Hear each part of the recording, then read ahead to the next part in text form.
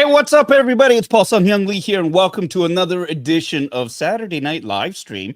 It's our 5th episode, so we're pleading the 5th, and we are once again here with you. I know it's been a while, and I apologize for that. I've been really, really busy working on Murdoch Mysteries up here in Canada, and of course, getting ready for my eventual return to the West Coast to start filming Season 2 and 3 of Avatar: The Last Airbender. But fear not, we are here this Saturday. I missed you all. And I know the heart was willing, but the spirit was weak. I really need to get my rest. But I'm here today, and I'm joined with a bunch of my brothers that I met out west. You all know them as the SOC. I'm just going to bring them all on board right now because they need no further introduction. And, of course, we've got my buddy here, little bro, Brandon Mindell. We've got Steve 3 from Los Angeles. And, of course, your friend and mine, head of the Dole Patrol. It's Ryan Dole from Vancouver. How you guys doing today? I'm great. Fantastic. Very good. Very good. Fantastic. What an awesome intro, don't you think? Yeah, that was great. So good. That was the best intro. Absolutely professional. God, I now loved we can it. just talk over each other. It's going to be great. And I'm sober. So we're going to keep this one clean for tonight. Yeah. This week, at least.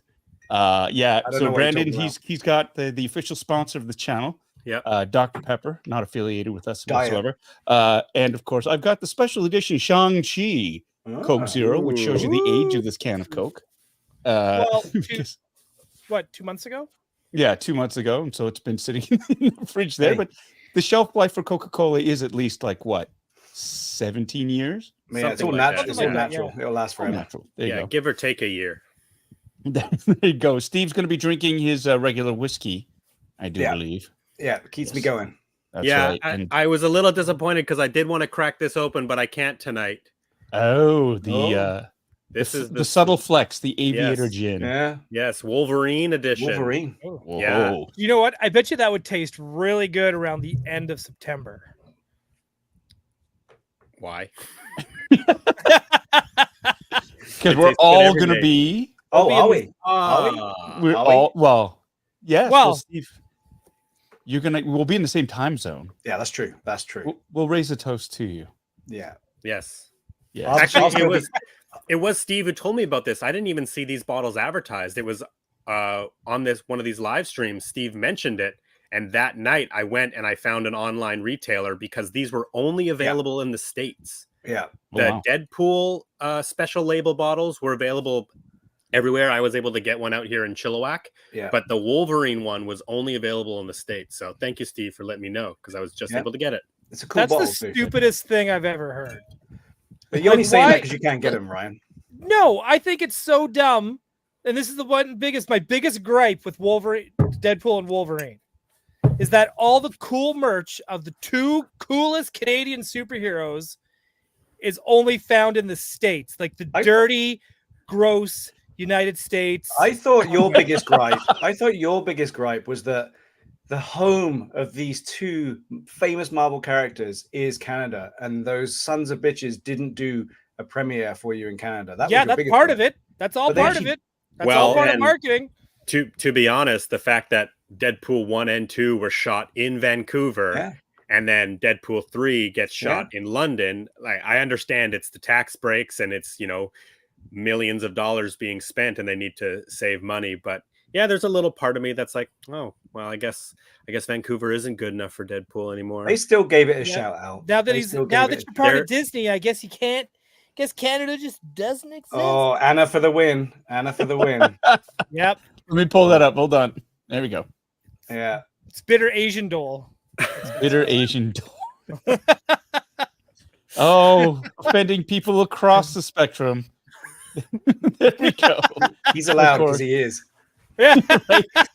Why offend just one group when you can offend them all? He's an equal opportunist there. That's correct. Correct. Keeps him Ryan Dole's benign. Ryan Dole's an offensive sharpshooter. He hits them all right on the head. Yeah, that's right. Yeah. That's why he has his own fan club. There we go. Yeah. There we go. None of us do. Oh, you don't? No, not yet. Soon. But no, I am a salty bitch about all that. Yeah. Did it take away any of your enjoyment from the movie though? Definitely.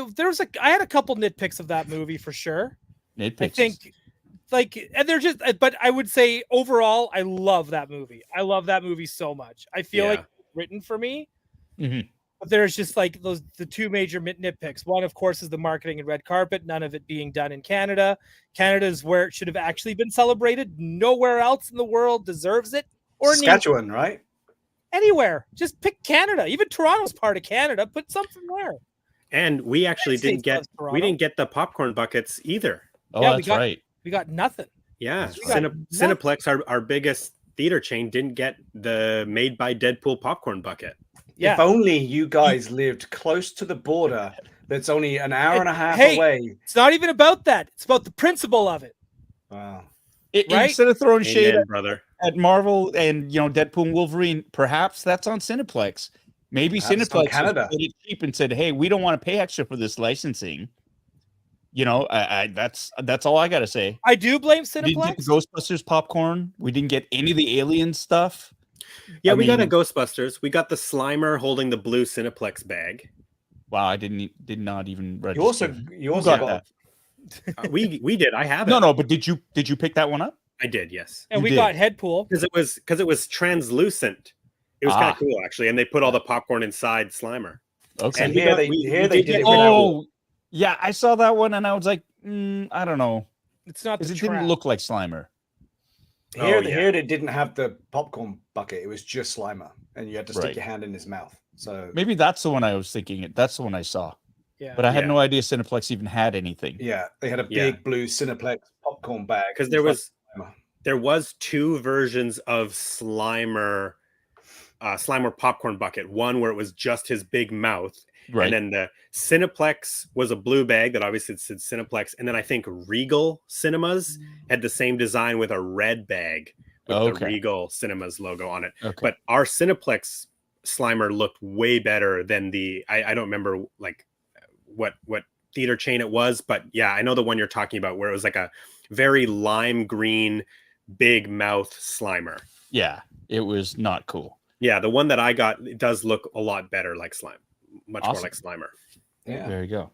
There yeah. you Well, you got a trap waiting for you one day. Yeah, one of these days. But really, at the end of the day, you've got these things. They're collectibles, right? They're kind of cool, but like in a couple of years, are you really going to care? About not having it or having it? About not having it, or even having it. In a couple of weeks, you don't care, Paul, to be honest. like- I still want a Dune popcorn bucket, and maybe that one's a For little your bit own different. pleasure. Or Yes, for for hers? my own personal reasons. I'm not going to get into it, but no, I think that one is different too because it did kind of create such a stir. Right. Even like the Deadpool Wolverine bucket, it was inspired by the Dune bucket. So Right. one day I'd like to get my hands on a Dune popcorn bucket. I Because did get the it just- Batman one. The Batman one, that one looks really cool. It lights up. You can actually use it as a bat, and it looks very practical as well in terms of actually being able to eat popcorn out of it. Yeah. I'm going to you know, eat like- spaghetti out of it. Well, that's And what you're you gonna did. You ruin it, said you were going to Ryan. do that with the ghost trap. Did you do it I with the did. ghost trap? I did it with You it. That's all I eat out of. Okay. Cereal. Yep. Every popcorn bucket has to have the spaghetti test. Yeah, I Yeah. thought it had to be waterproof for the happy tissues, but Yeah. no, I managed to get hold of the alien ones. Are great. That's why I was asking if you mean the fact you didn't get it or the fact you have got it, because the alien ones. And are that's great. another one. We didn't get any Yeah. alien popcorn buckets at Yeah. Cineplex. Nothing. Yeah. Sweet. But they FA. started to learn. They started to learn, and they've started to limit how many you can buy, which I feel is a great way to do it. Me and Yeah. Ryan were talking about this the other day, and I honestly feel that in order to not make it such a big deal, when you buy your tickets online, you should be able to tick a box to say, I want the popcorn bucket. And then when you get there, you get the popcorn bucket for the movie. Yeah. you're Too gonna much go work, see. Steve. Too Is much it work. though? I guess it is. It I guess is. it Too really much is. work. Yeah. Too much work. It If you would want be it, you're gonna have to go in. Well, you're also got to go in a week and a half before it comes out. That's true. Yeah. Yeah, that's the other odd thing, right? Yeah. Like much like toy sales, sometimes when they roll out, they drop them a bit earlier, Yeah. Yeah. and both they're sold out by the time people are wise to it and kind of go, "Oh, Yeah. Okay. AMC, Regal, and Cinemark all put it out. Well, actually, I don't think AMC did, but Regal and Cinemark put them out beforehand. And yeah, it was it was available. And sorry, and it was, we laughed about this all together the day we went to see the movie on the Thursday before it officially comes out on the Friday. Right. We all could go to watch it on the Thursday, which is the night Right. before, and that's totally sold out. And it's just like ridiculous. Yeah. But to be fair, Regal have just launched the Xeno cryotube With the face hugger on it? and you can pre I send it over in a link in the chat. You can actually pre-order it from Regal now. So the only issue with that is that they put a $25 US shipping fee to it as well. So it goes from being $35 to $55. Right. Yeah. But if you want one, I mean, and at the end of the day, that's and this is something that is, it's a recurring theme for all collectors, for everybody who complains about the high cost of shipping or having to pay third market sort of prices or whatever. Yes, I get it. It would be lovely to be able to get it at retail when it comes out, when you want it, to be able to order it online, to have the ease of being able to get what you want. This is what we've been conditioned to right now, online shopping, which is the death of brick and mortar stores and people actually going out and making an effort. And to which the common retort is, well, if you really wanted it so much that you're complaining this much about it, just pay the price. Yeah, that's the premium. If you want it and there's no other way for you to get it, then spend the money. Yeah. But they don't. Yeah. They'd rather complain to the heavens and gnash their teeth and rend their clothes and bitch to everybody and start a hate campaign because they can't get that one thing and they don't feel like they should have to pay extra for it.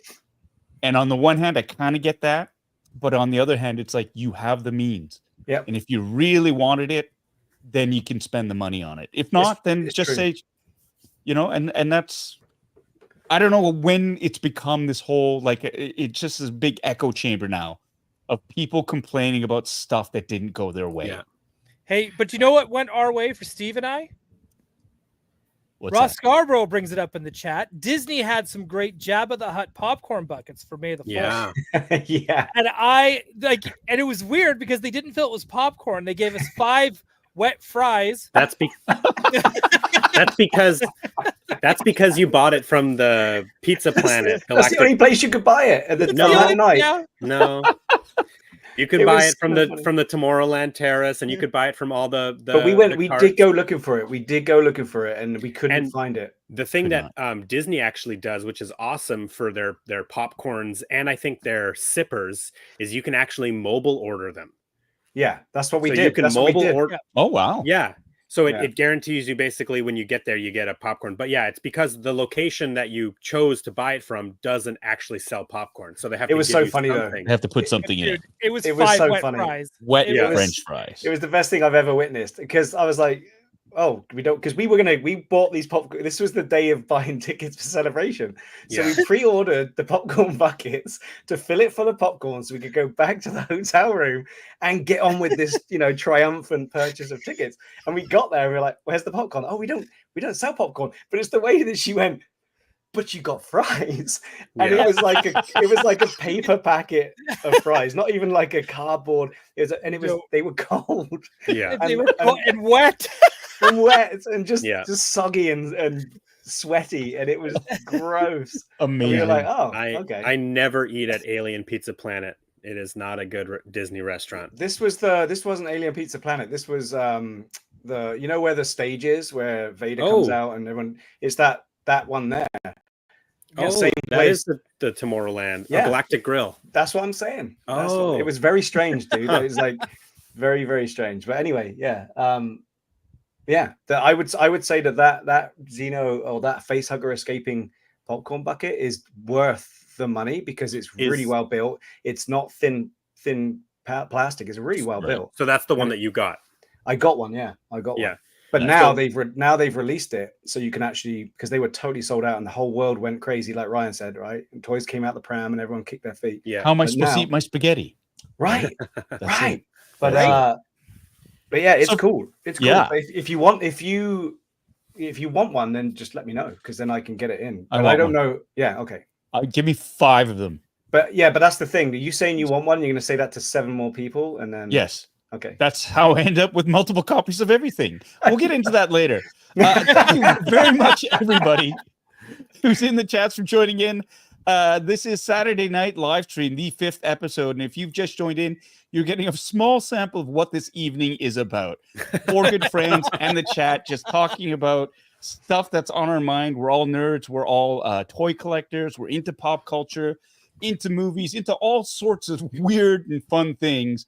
And you're joining us here live from Toronto, from Vancouver, from Chilliwack, and from Los Angeles.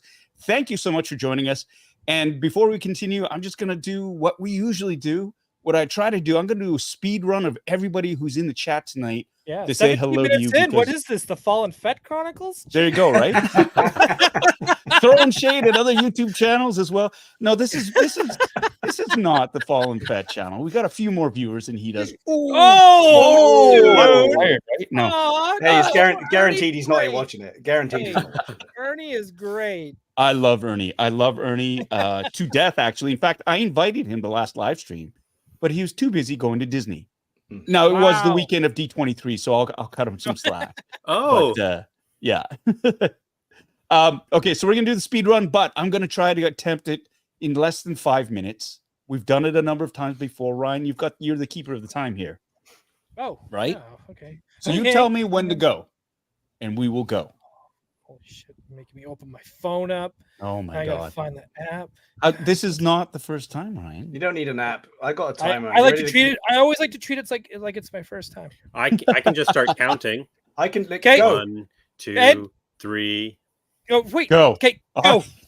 All right. Welcome, Global Health Sciences Institute of New Mexico from Southern New Mexico. Thanks for joining us. Always great to see you. We've got Carrie Fanti, an old friend of the channel here, wishing everybody a happy Saturday night live stream. We've got Tommy K here, to which we say everyone in 3, 2, 1. Shut up, Tommy. Tommy. There we go. Tommy. We've got my dear friend Andrew Theriault here joining us from the United States. John Galgano, Sean P., my brother from another mother. Chris Katz is here. We've got Peter Garcia Theriault here as well. Hello, Peter. Love to see you on the boards. Daniel Sertle is here. What's up, buddy? Just saw you today. Hope you're doing well, and thanks for tuning into the live stream as always. We've got Bad Wolf Media joining us here in the basement today. We've got Modos23, Sam Rock, Satania Snuggles Cook joining us on Facebook Live. Bitter Troll is here all the way from Tennessee. We've got Eric Carroll here on Facebook Live. Hello there. It is Kevin Wong from Toying Around joining us as well tonight. How are you, my friend? Jason Grahoski, or do you call him Gosecki still? Grosecki. Grosecki joining us. Yeah. And he's Grosecki. also been a member for 27 months now. Thanks for being a member, my friend. Stephen Wong is here in the basement with us, as well as Kenny C3, who has also been a member for 35 months. Thanks so much, Kenny C3. Love to see you here. Robert Donatello is here all the way from Oakland, California. My wife, Anna Lee, who's also a moderator on the channel. She's tuning in out of pity and because I need those views. Thanks for tuning in, babe. I love you to death. All right. We've got Christopher Colvin from Florida, I believe, is here. Hello, Christopher. Good to see you. We're just chugging down this list here. What's my time check? You What are we at? You're almost at 2 minutes. Here we go. Anakin's twin is here. That's a new name. Move over traffic. Here comes the Wambulance. Of course, talking about the whining that we were talking about earlier on from certain collectors. Aaron S. is here in the house. I think John Carmen, I said, no, John Carmen. I was saying John Galgano, but this is John Carmen. Hey, John, how are you doing? Hope you're well. All right, we're going to move on down the list here. Tommy K, shut up, said that. Jason, yes. Oh, we're just, oh, here you go. We've got Mechanized here. Dune is one of the best, of course, talking about the movie and the popcorn bucket. Very cool. Christina Payne is here saying hello to everybody. Ross Scarborough with a great Jabba the Hutt reference from Disney that we spoke about. Arna Asada is here enjoying this bearded geek chat. Excellent. Thank you so much for tuning in. And, oh, look at that. We got Tom is here as well. Always good to see you, Tom, to the power 5. And I think Renee is here laughing about them putting fries in Java. That's right. That is hilarious. Mike Wan is here, currently out of town, but is visiting, saying hi. The Canadian Podcast Awards are here. They don't sell popcorn. Certain places in the park don't sell popcorn. They just sell wet French fries. Sam Stevenson is here. Speaking of Alien, how about Romulus? Those Reebok, yeah. We'll talk about those Reeboks. Yeah, that sold out really fast as well. That's a good note. Bitter Troll, Christopher. or Charles, has been a member for 35 months. Thank you so much for your support as always. Charles Stevens is here saying hello. Raymond Tentis is here as well. And we've got Christopher Duncan, who is double dipping. And of course, we also have Christopher Colvin, who has been a member for 34 months. Thank you. And Robert Donatello for 35 months. And that brings us to the end of the speed round. How's that, gentlemen? 3 minutes, that? 40 That was great. seconds. You did good. Boom! Wow, Nailed it. that was good. Huh? I'm getting was better. good. Getting Yeah. better at this. For those of you who, I mean, y'all know, on my old, on the other live streams, it would take like close to an hour Yeah. for me to say, I'm not kidding.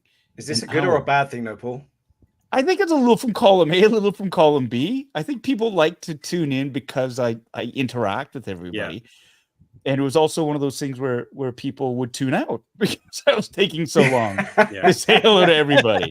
I mean, But, and you were by yourself, right? Like I was. That's part Yeah. of the show is you were interacting with everybody, and doing my best. yeah, and then you just open up boxes. Yeah. What yeah. else? What else is there to do? There you go. I want to say hello to the Sky King stream who just slipped into the chats here. Thanks so much for joining us. And yeah, congrats for finally making a stream. We're happy you're here. And we got hey, look at this. We've got a super chat here from my brother from another mother, Sean P. Hey.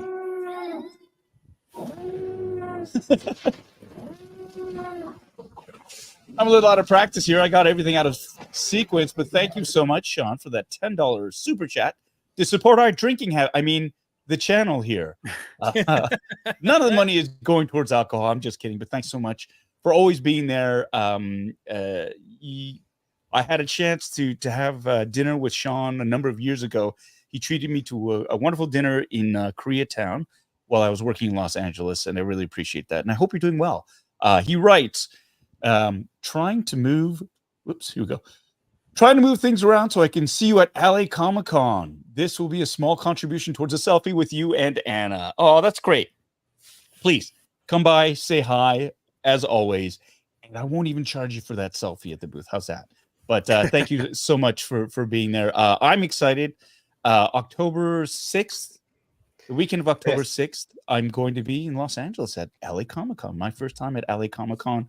Really excited, and it'll be part of the Mandalorian panel, it looks like. A lot of great guests. Yeah. LA Comic-Con sounds like it's going to be an absolute blast. So if you're in Back to the Future reunion, yes, Star Wars guest, Yep. Hayden Christensen, Ewan Ewan McGregor. Ewan McGregor. That's right, Ewan Ewan McGregor. McGregor. There you A go. lot of good Rosario guests there. Dawson. Yeah. It's going to be awesome. Might have to Going to be check it awesome. out. Thank you so much for that super chat, though. Sean, I really, really appreciate that. We've got 1/7.2 Nate here joining onto the bandwagon. Thanks so much for jumping in. And yeah, so LA Comic-Con, October. Lots happening. Very, very excited about that. Ryan, you're not going to be able to make it out, unfortunately. No. No. No. Work is So- like, no, I deliver. I deliver a baby that weekend. That's what's happening. Okie dokie. So, All right. so you're choosing responsibility in the paycheck. Yeah. Ooh. I don't Yeah. think he has any choice, Paul. There is no Yeah, no. choice. I don't know if you know Yeah. where I live and how, where I work. I kind of Yeah. need that money. Right. Big city, big corporation. Yeah. Joe Chufuk has been a member for 35 months. Wow, been a member for so long, just dropping in. Out for her birthday. Miss you all. Aw. Hey, Oh, well, happy birthday. Joe. Happy birthday. Hope it's a good one. Be good. Or if you can't be good, don't get caught. Yeah. Good, Uh, for goodness sake. There Whoa. you go. Somebody's coming. Andrew, Paul always charges us double for picks. LOL. Well, that's right. Yep. I That's would right. too. Only for you, Deserve it. Andrew. That's how he's able to give away selfies to other people. Yeah. That's it. You're subsidizing a number of others, so I appreciate you. Yeah. Thank you, Andrew, for paying for Sean P's selfie. All right. Let's get down to brass tacks. So we were talking a little bit about collecting and collectibles, the popcorn buckets, FOMO and whatnot. The state of, trying to just go out and get the things that are very trendy at first, and sometimes the shine does come off the rose once you get something. Have you guys ever experienced that? The mad rush to try to get something because all of a sudden it's hot. When you finally do get it, you're like, Oh, cool. You're happy for a bit, but then you kind of forget about it right away. I collect a little different, so not really. Ryan collects people. I So, collect human beings. and socks. and socks.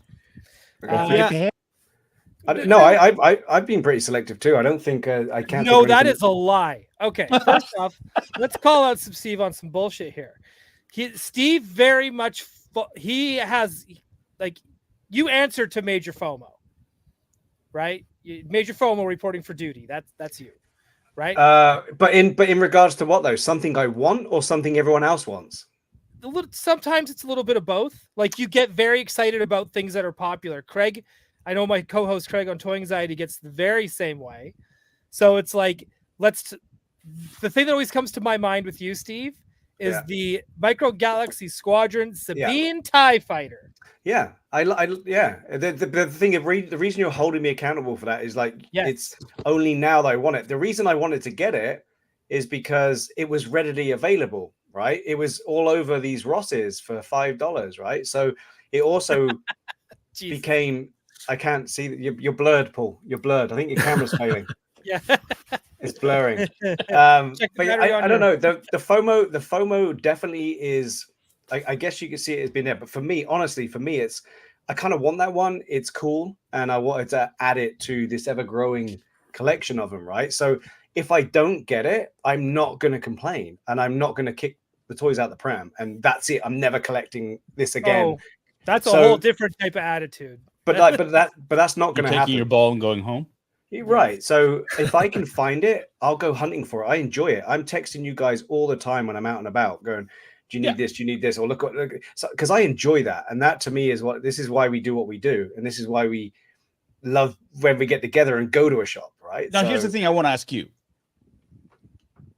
It's the whole, and I get it. I hear everything that you're saying, and the question I ask for you is, do you want it because all of a sudden you can get something that is like a chase or a rare or whatever at a deeply discounted price, like at Ross's, right? It was because it was available again. Because once it's gone, right? We all know this. Once it's gone, and you live with that. Oh man, and then it grows on you. Because are they? Because like the Hera, let's talk about the Hera TIE Fighter for Micro Galaxy Squadron, right? Or the thing that came out, people didn't know really because Micro Galaxy Squadron, they just sort of dropped the line. Yeah. There are these TIE fighters that were, that was released, and it was a chase. Like that's more that like, so a chase is more limited in terms of number for those of you who don't collect. It's limited in number than a rare. So a chase would be 1 of 5,000, and a rare would be a 1 of 15,000. So it sounds a little bit weird, but because I always thought rare meant those are hard to find, but chases are hard to find. Yeah, and they were released in North America in very limited quantities. Like people could not find the Hera TIE Fighter, the Sabine, and the Sabine TIE Fighter. Yeah.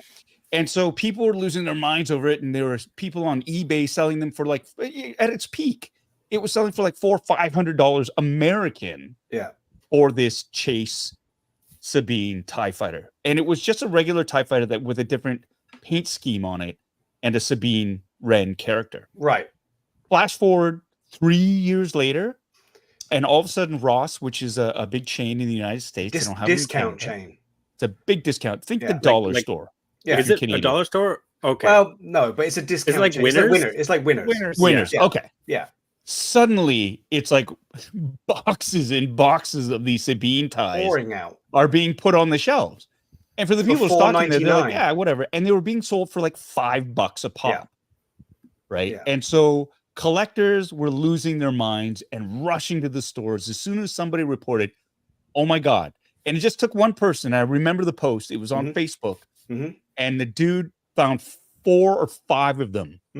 And they were $5 each. And so for for $25, $20 to $25, I think that was equivalent to the original price of one when it first came out way back in the day.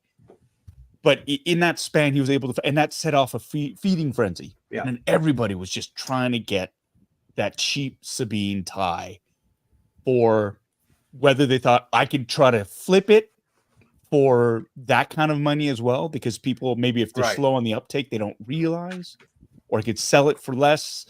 sell it for a little less than what's going and still make money off of them. I don't know if it was that or not. I'm sure that. I that think it played was into it. because of what I've heard from the people that work in the places, that they were scooping up every single one of them. Oh, that one, yeah. Some guy came in here. As soon as we put them on the shelf, he scooped them all up and he went. And Right. you know as well as I know that happens, and it goes straight onto eBay or it goes straight onto Facebook Marketplace. And the same thing was happening with the popcorn buckets. But you're right. It that happened, and everyone went crazy. And I honestly, because we talked about this in the past, where I saw it on the shelf when it first came out. But remember when these all first came out? I remember Ryan got the Boba Fett starship, the fire spray, and then we all wanted the Falcon because the Falcon hadn't dropped yet, and it was so cool because it made noises and it lit up, and we all wanted the Falcon. So that's where the brain was. So I remember going into Target when I first got out here, and I saw Micro Galaxy Squadrons. I'm like, yeah, but no Falcon. But there was Sabine's TIE fighter, and I'm like, well. Yeah. I don't need that right now. I want the Falcon. So we did, and at that point we didn't know how much of this awesomeness we were going to get. So when it comes back on the shelves again in abundance, you're like, well, shit, that is actually really quite cool. Plus, with the Ghost coming out and with everything else coming out, you can now get a whole Ghost shelf. I'm sorry, a Rebel shelf with all the Rebel stuff. So it for me definitely wasn't like, oh, everyone else is getting one, I've got to get one. That wasn't the case. It's even to this day, I'll still go into Ross's on my little trips on Friday afternoon. I'll do my tour just to see what's on the shelf. And even today, when I went out, and I know it's not Thursday, but even today when I went out, there was TIE fighters everywhere. Right. And these things just keep turning up. And because they're $3, you just buy it. Right? Because it's $3 for Christ's sake. You can't buy anything. The Empire didn't just have one TIE fighter. Yeah. Right. I even bought this today, and this is, you know me, I don't really do vintage collection, but because it was $3.99, I bought the carbonized. I bought the carbonized armorer. Nice, right? Because it was $3.99, and I don't even. Really now you need to get the play set for her. Oh yeah. But yeah, so I hear where you're coming from, and I know what you mean, but for that one. No, the FOMO hits hard, man, when it comes down to something like the Star Speeder, right? That's when the FOMO kicks in, because I really want it, right? Yep. It's not because it's not like it's just because it's out. I really wanted it, right? This one? Yeah. This, and I'm waiting for Ryan to get his before I open mine. So I've still got mine in the box. Mine's still in the box. Let's get Ryan. I can tell you exactly. It's 33 inches wide, 11 inches by 11 inches, and it weighs 16 pounds. It's ridiculous. Oh, because of shipping it. Yeah. But it's amazing, and if you're a fan of Star Tours, this is great, because this is the first one you remember, and it plays the complete storyline that you get when you went on to Star Tours. It plays it on an LCD screen. It's amazing. Yeah, I'll plug it into the battery real quick here. Oh, we're doing an unboxing, preempted unboxing. Hi there. You can see the screen there. Yeah. I have to do this opposite. Sit back, relax, and enjoy the flight. Let's see here. We're gonna get monetized. I don't know if you can hear it, but you can see Under control. All status go. ST-45, you are cleared for takeoff. Contact departure control at 120.4. It's the coolest thing. The fact that they put a screen in here is unbelievable. Yeah, that's super cool. Yeah, I mean, all the lights change colors and stuff, and I can't wait to get it open and all the rest of it. But people were going crazy about the fact that you said that they couldn't get it. But sorry, I turned it off. He still talks. Okay, but yeah. So that's where the FOMO for me came in, because I really wanted it, and I know how hard it is to get things nowadays. So I did get up at 3:55, and I did try and get the virtual queue. And then it's so funny because I know Ryan's really into this too, and I know he loves the ride and he loves everything to do with Star Tours. So it's like, well, I can't just, he needs one, but I've got to, Jesus Christ. Fell off the base. Knocks it across the room. Hoo-ah! Oh, dude, it broke. Ryan, can I have yours? Yeah. Sorry, Steve. No, I was just saying. So yeah, that's FOMO. So let's Yeah. okay. So let fill us in here for those of us on the outside looking in at this. Is this particular toy hard to get? You can't get Can it I now. just order it It's online? Sold out now. It's sold out. Let's see how much it's going for on the old Yeah. Eber. They So, made while they you do made that, I'll- 3,000. It's Yeah, the so Star they- Series 3,000, and they made 3,000 of them. But So they- here's my thinking: it's 3,000 of this particular box set that Mhm. comes with a carded Rex and an uncarded Rex and the stand and everything else that makes it so awesome. That doesn't, in my mind, doesn't mean that they're not going to print money with this thing and put it out later on in Disneyland as Yeah. something you can get. So I would, I honestly feel they can't not do this again. It's unless it was way too much money and they didn't make a profit. I don't Yeah. know, but How much were they selling it for originally? $300. US. $300. Okay. Yeah. How much is it Now- selling for on eBay now, Ryan? I'm seeing what the last ones went for. One just went for 1,600 Canadian. Holy shit. They're going for about 14 to 1,600. Wow. But how much is that carded figure going for alone? 400. That's crazy, right? Carded figure alone will pay for your Yeah. Star Yeah, Series. and they're numbered. Mine is 1420 of 3,000. Numbered on the Ooh. back. I Yeah. can't wait to see what number I get. Yeah. No. Did Yeah, you guys but- get me one? You can only get one, right? That's the thing. You could only get one. But I was It able was- to I was Go ahead. able to do my charm. And I think I'm the only person that was able to walk out of that store carrying two under his arm. I spent an hour in that store because the only way I could do this was because everything had a sticker on every shelf had a sticker saying limited edition, only one per customer. Everything, and Brandon got his before any of us, right? So I didn't even get it. My dad happened to be upstairs to be able to get one. Yeah. So if Renee- you want it, Renee you have and to I- go. Renee and I waited in line for 2.5 hours and didn't even get in the store. Had to leave because we had a panel that we needed to go to. And that was the first day. And so everybody was going crazy to get in line to get this thing. But you couldn't get in line unless you had a reservation. Exactly. And unless you got up at 4 a.m. to sign up for a virtual queue to then get in the line. And so we thought with that virtual queue, we'd get into the store. But no, everybody was spending an hour in the store. So we didn't even get in the store the first day. Yeah. It was nuts. And the only way I could do it was by fudging the system and getting the virtual cash out or checkout. Mobile Mobile checkout.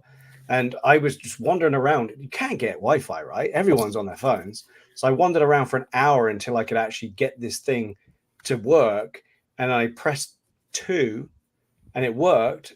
And then I just walked around for an hour until it checked me out. And it said paid, done, check out, here's your receipt.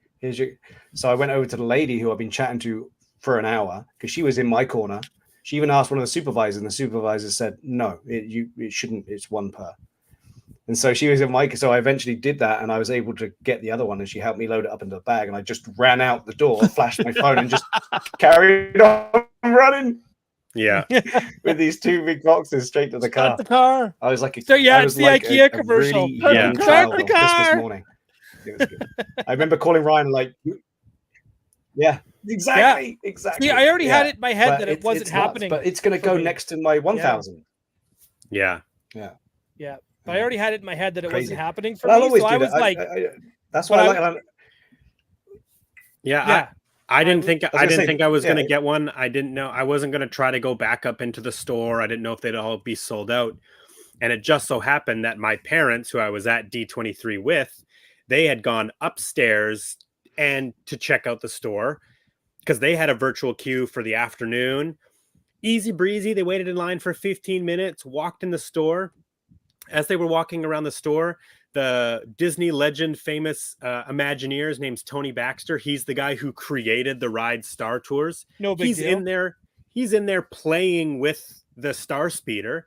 And so, you know, my dad is a big Disney fan as well. So he's excited about that. So he's like taking pictures and videos of Tony Baxter playing with it. And he's like, yeah, that thing is pretty cool. And so he just like picks one up and he's like, yeah, I got the Star Speeder. It's like, oh, awesome. Great. Here we go. Yeah. And I he's already got had an it. autograph too. Yeah. Yes. Which is sweet. Yeah. So I had it in my head before, like even like when Brandon was like on his way there, I was like, it's not happening. So I already had it in my head that it's like, I'm not getting it. And I already moved on from it. So again, so when Steve messaged me and he's like, I got you one. I was freaking floored, man. So yeah, I got to meet Tony Baxter. He obviously created Star Tours, Big Thunder Mountain, Splash Mountain, Figment, if you're a Disney World fan. Legendary. So yeah, so back to FOMO. How do you know that's what happens? You really want it. It needs to go next to my 1000. I got that 1000 with you guys, right? We were all in Treehouse. And that 1000 was there, and it was beat up, wasn't working, didn't work. They were selling it for $100. So I got it, I doctored it, I brought it back to life. It works, it lights up, it does all the noises, the guns flip down. I love that thing. So now I can get the two of them there, you know. So that's where my FOMO comes. If I really want it, I really want it. Yeah. You know? Yeah, there was just something so cool about this Star Speeder. The video screen, the separate figures, the fact that Disney decided to put two of the exact same RX 24 figures in the box, one loose and one in package, is just like, it's like beautiful forethought for collectors. I love it. I wish Hasbro did that. I really do, because the Jabba the Hutt comes with this. You get a Salacious Crumb on a little mini card. So cute. Yeah, that's awesome, great. Right? So you get 8D8 on card. Again, I love this card. Do those cards have like hole punch? Oh yeah, they do. Yeah, they do. just They're not unpunched. punched. Yeah. So like this one's fine. This one I'm probably going to eventually open, but right now I'm just enjoying how it just looks on the card, because it's just like this doesn't even come with anything. It just is what it is. But I love 8D8 because it's but there's also a part of me that wants to keep it in just in case we ever run into Matt Berry. And I would love to get this signed by Matt Berry. Yeah. But I'm really bummed out that they put this nice little cute card, because I definitely don't want to open the Salacious Crumb now. No, it's kind of cool. And he's small enough that they should have just packed two. Yeah. Just put a Lucy one in there for old Doll. Here I am. I'm griping. Well, again. is Jabba's loose, right? Jabba's not carded. Jabba's loose. The Jabba figure's great. It's a great set, and like because I bought the Jabba the Boba Fett throne place that whoop up there, right? Yeah. Oh yeah. But then I already knew. I was like, I'm gonna put Jabba the Hutt there, and then all of a sudden, so I bought it. Then they announced, oh, we're coming out with Jabba the Hutt for that set as well, and I was like, I win. Yeah. And it's great. I love it. I love it. I love it. I just love it. An articulated Jabba the Hutt. I think that's the first. I do believe that Jabba is a repaint of the one from the Sail Barge HasLab, but I didn't know that he had like articulated wrists and elbows and tail, all that. Yeah, tail. It's great. Tongue. No tongue. Yeah. See, that's the thing. See, now has that started something which I need to do, because now I'm going to probably be on a hunt for the original Star Tours carded, Disney Star Tours characters that they came out with. So I have no idea how much those would be right now because of this. Hey, right? Because of this, I'll tell you. So there are 3 5-packs, and they're going for about 300 or more a pop. Okay. Yeah. In those 5-packs, it's usually for the new stuff. Like, so it'll like for your other, the orange speeder. Speeder, the one that you have. So it'll have like the droid stewardess, which is the repaint from Dex's Diner. Which is the other, like just the luggage droid. Yeah, there's like the orange and blue. Yeah. There's the Grand with the 3 eyes and the huge camera around his neck. So that's a different set, but that's the set you're going to need for the Star Speeder 3000. Right. So that one has like a luggage alien, the Reeys, what's his face from the Battle for Endor? Teak. That's the only way you can get Teak as well, which has always made that one a super bitch to get Right. anyways. And then Chewbacca and something else. Uh-oh. But anyways, those are going for, he's probably got them. Yeah. And then if you want the droids came single pack. So that way you Yeah, can yeah. get, if you want another Rex, you can get it single pack. There's Teak. There's Teak.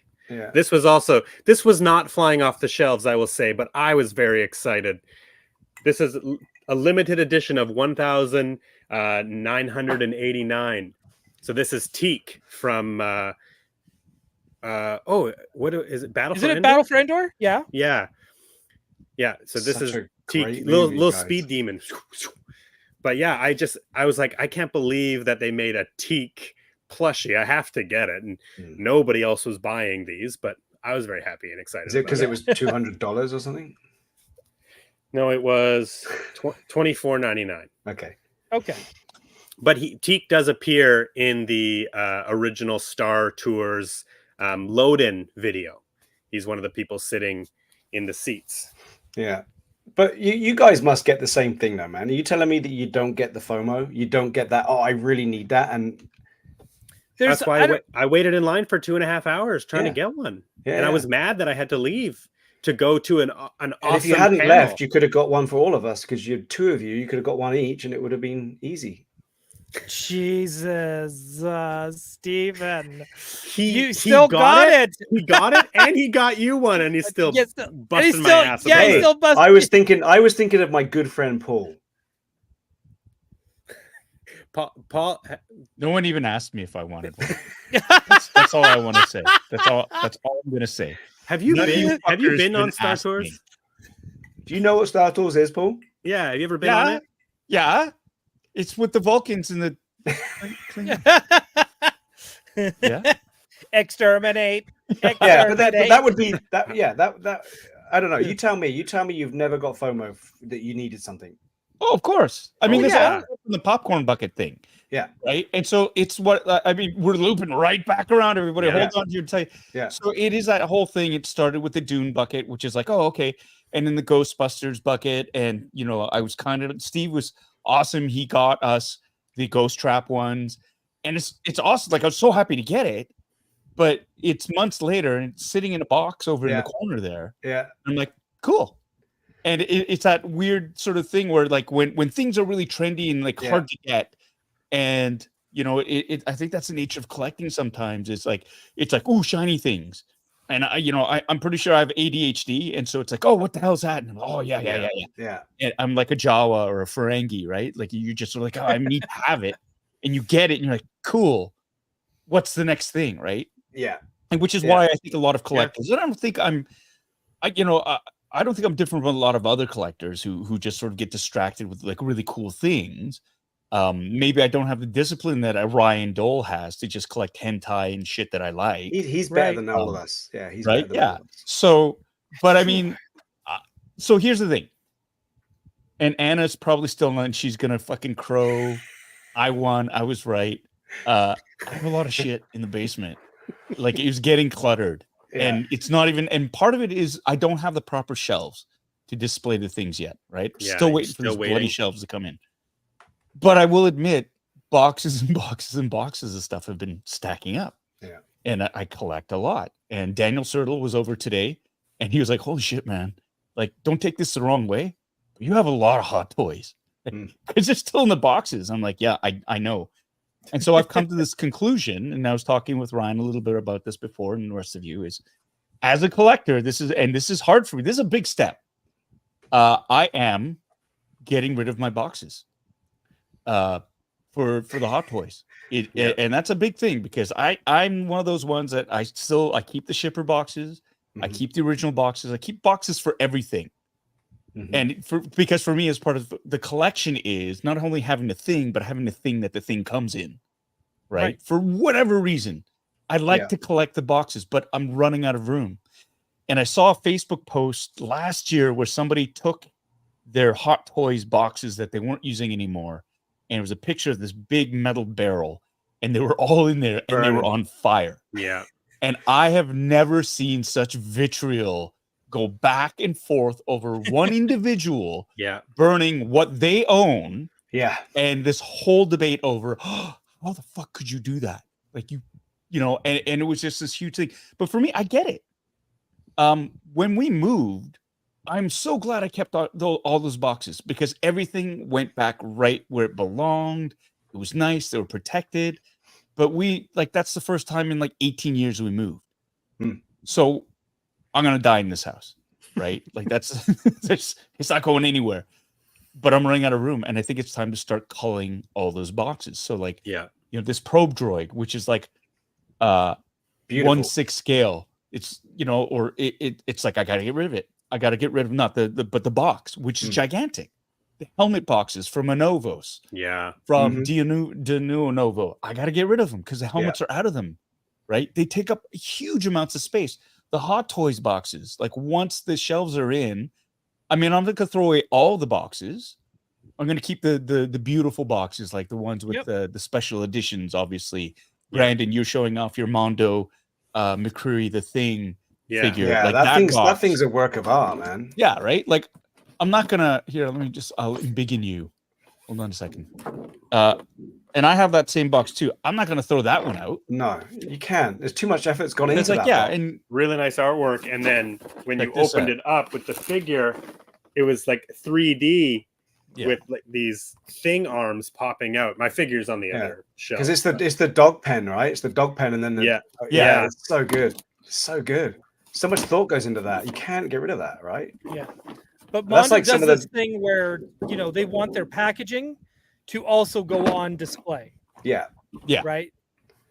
And I find that with NECA too. I've always thought that with NECA is they produce a box that you can, it's like a book. You can keep that box and just open the flap and see the stuff inside. I kind of like that. Most of, if not all of my NECA stuff is still in the box. Yeah. It's terrible for taking pictures of or trying to show off on a live stream, but that's not every day. So for me, those boxes, they put a lot of effort into it. The figures look great in there. You can see all the extras.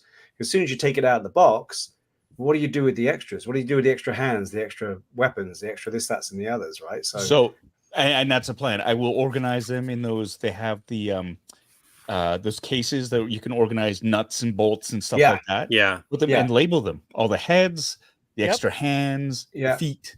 That's what I weapons. did too. They're all going to go into, you know, something that's much more compact.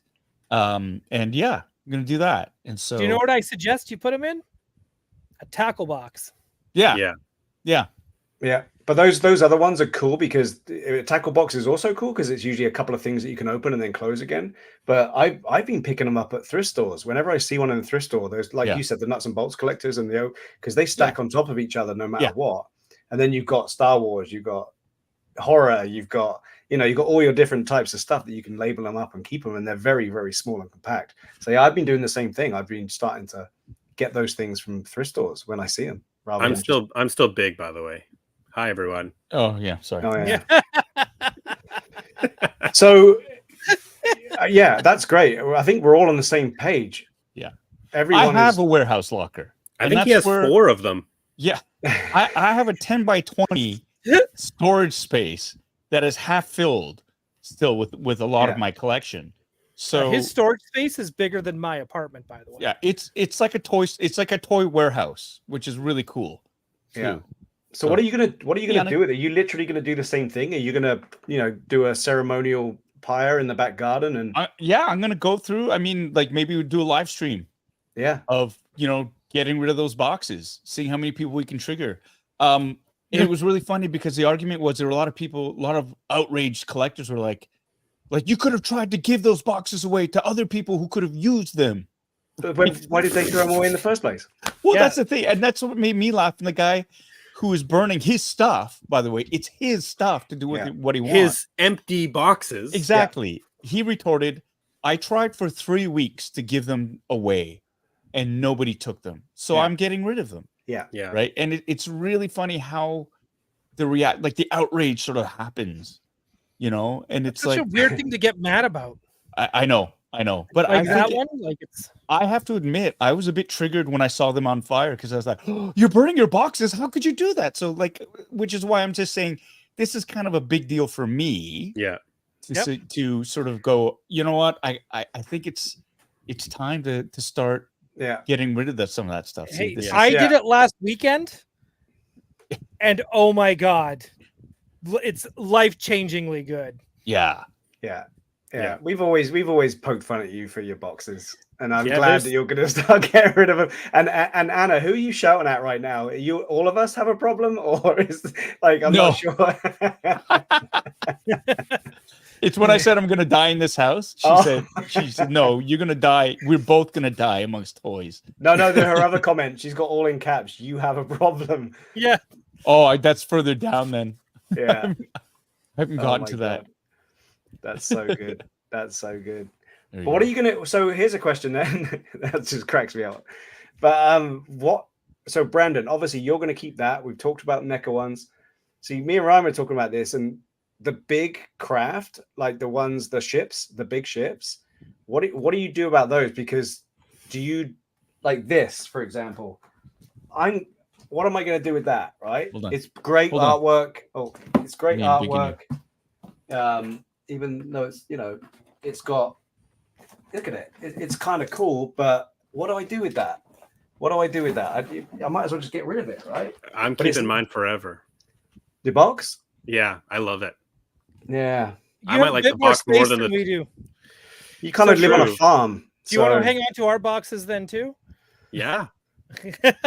I don't care. I will. Yeah. Well, you can break that box down. Yeah, flatten it. Yeah. What about the shit that's in it though? Like I did get rid of that. Okay. Yeah, because it's just like plastic to hold the ship in. It's just plastic and cardboard. So I did get rid of all that. I always get rid of that. Even like my thing, my Mondo thing. All the I guess not the figure, but like I get rid of all the packaging and if it's unnecessary to storing it. But I do like the artwork on that Star Speeder box so much that I couldn't get rid of it. Yeah, I hear you. That's the hardest thing is I think certain companies are tweaking onto that and they're putting beautiful art on these boxes. Well, that's what Mondo does. That's even MGS, even Micro Galaxy Squadrons with their box sets, the cardboard box that they send the actual box in, the cardboard box got some great artwork on it too. Oh yeah, you have one right there. Oh yeah, I got one. I just saw Kevin from Toying Around got one and was opening it. And I was like, that box is huge, but it looks so nice. Yeah. And it's a standard box. Like I've gotten several boxes from them and they're slightly different. Like this one has a picture of the Ghost on it and a Star Destroyer. The earlier ones had other artwork on it and they're gorgeous, but at the end of the day, they're just empty boxes. Yeah. Unless you're going to display that box open with all the stuff still in it, then what do you do with it? Here's the other thing here too. So for example, I'm going to try to do this. Hey, if Jazzwares wants to send the three of us some boxes too, they are. Oh yeah, maybe I can hook you up. I'd love to get that box every now and then to brighten my day. And so we got one of these. This was in that box, the big one, and so it's the land speeder, tiny. Yeah. See this little sticker right here? Yeah. That's what drives people crazy. This is what gets all the. Is that one a chase? That's a chase. Okay. It's a gold sticker, one of 5,000, right? Yeah. Yep. And I know some people who won't open it. They won't open it because they like that sticker. Yeah, Yeah. Right? And you know what? That's shame on the company for that too. Yeah, just send 2 boxes, guys. Just send 2 boxes. Yeah, you send me 2 boxes so that I can make sure I have one that I can open. But trading card companies are doing this too, right? Where they're creating that. Yeah, because they want to make money.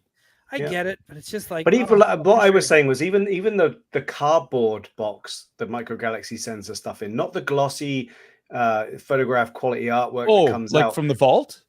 Yeah, the vault box is the black and white artwork on that is kind of cool. Oh, it's all gorgeous. The presentation is spectacular on that. Yeah. But they have to be opened. Like that hologram one you just showed, it needs to be opened so you can see it. Yeah. In all its glory. The glossy boxes that they sent, like this because this came in the assault vehicle package, right? Like box, which is a box with all these in it. And you're right, absolutely gorgeous. Yeah. It's in my pile of recycling. It's like, Yeah. I have to That's start because you got getting 7 rid of them. boxes.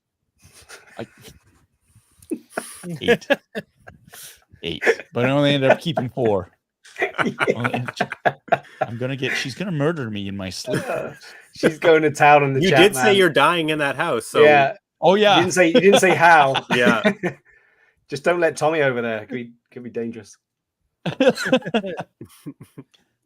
What yeah, else did you no. get in So that box? Yeah, show What's us what that? you got. Show us Yeah, what you show us got. Show us what you sure. got. So I got. Okay, am I still in the? Okay. So land speeder. Oh no, that wasn't from that box. No. Where the hell is it? Okay. I got Yes. this hollow tie. This is a San Comic-Con. Diego Comic-Con exclusive from 2 years ago. Yeah. The holographic tie fighter. It's a 1 of 500, right? So that was really cool. That was the extra one that they shipped me. Open it right now. Open it. What? Open I'm not it. going to open that one. I'm not going to. Why not? Is the sticker bugging you? Is it a sticker? Yeah, that's right. You know what I mean? If That's I go right. over there, if I go, hey Anna, go take off the sticker. Open it, Anna. Open it, Anna. Oh, Play You with got it. first order specialist tie. yeah. Just burn that one. This is another. I got a rare. That's This cool. is a shadow viewing starfighter, Yeah. That's cool. That's a cool one. and the orange Podamarin Yeah. T70. Steve and we saw those on our way to Arizona. Yep. When we picked up Tommy's haul. Yeah. The, You got another one of those here as well. Sith infiltrator. Yeah, I got another one of these.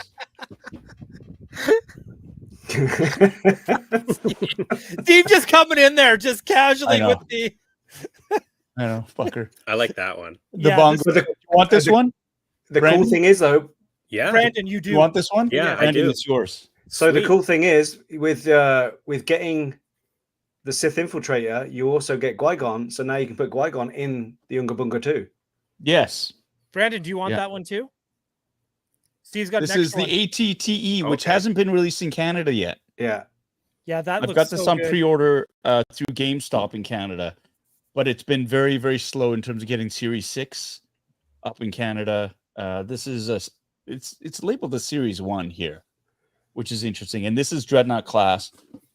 The thing that surprises me about this is that it's actually smaller in terms of the packaging than the AT-ATs. Yeah. I for whatever reason in my head I thought they'd be equivalent size, but they're not. This one's a lot smaller. The legs aren't as long, right? So they're Yeah, not yeah, tall. that's exactly it. And of course, Yeah. it makes sense. And it's it comes with all these troopers and That looks so good though. Yeah, That's a it's sweet cool. vehicle. Yeah. This one pièce de though. résistance. Yeah. Wow. I got a ghost. Ooh. Got a ghost. That's your girlfriend ship. There we go.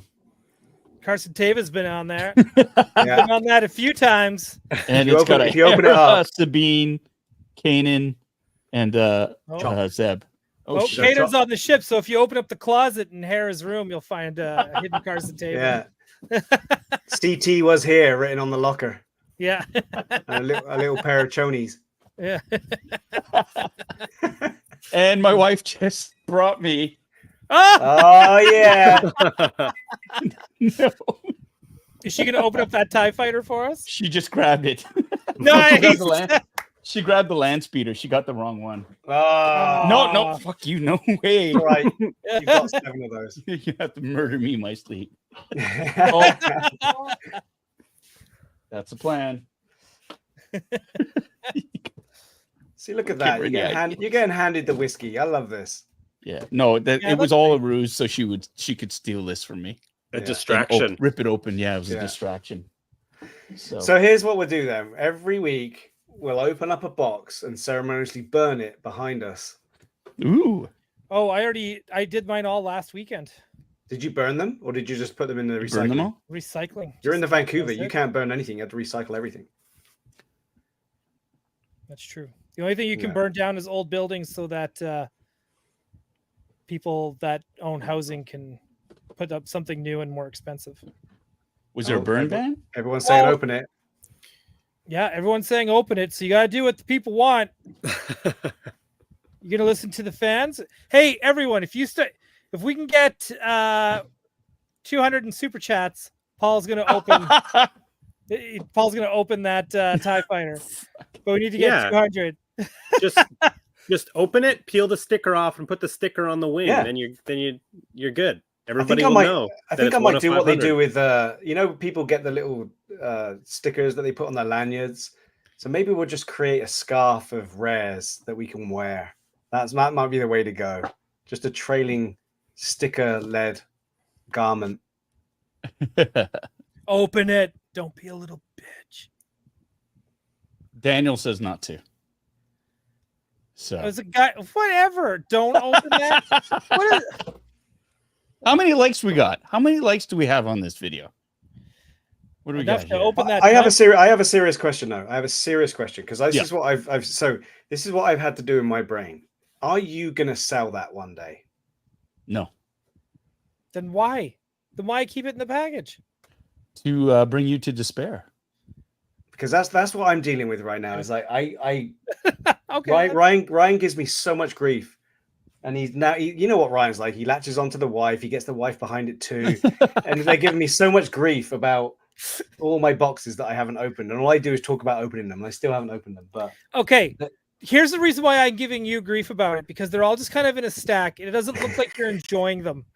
They're just like every in a day. pile of books, like it's in Ghostbusters, I take my clothes off and I just cover myself in them. and you're just covering their blanket. Yeah, Yeah. yeah. Because I think you have the potential to have, because your collection's so big and so vast, I think you have an opportunity to have probably one of the nicest displays Yeah. of ships out of anyone else that I know.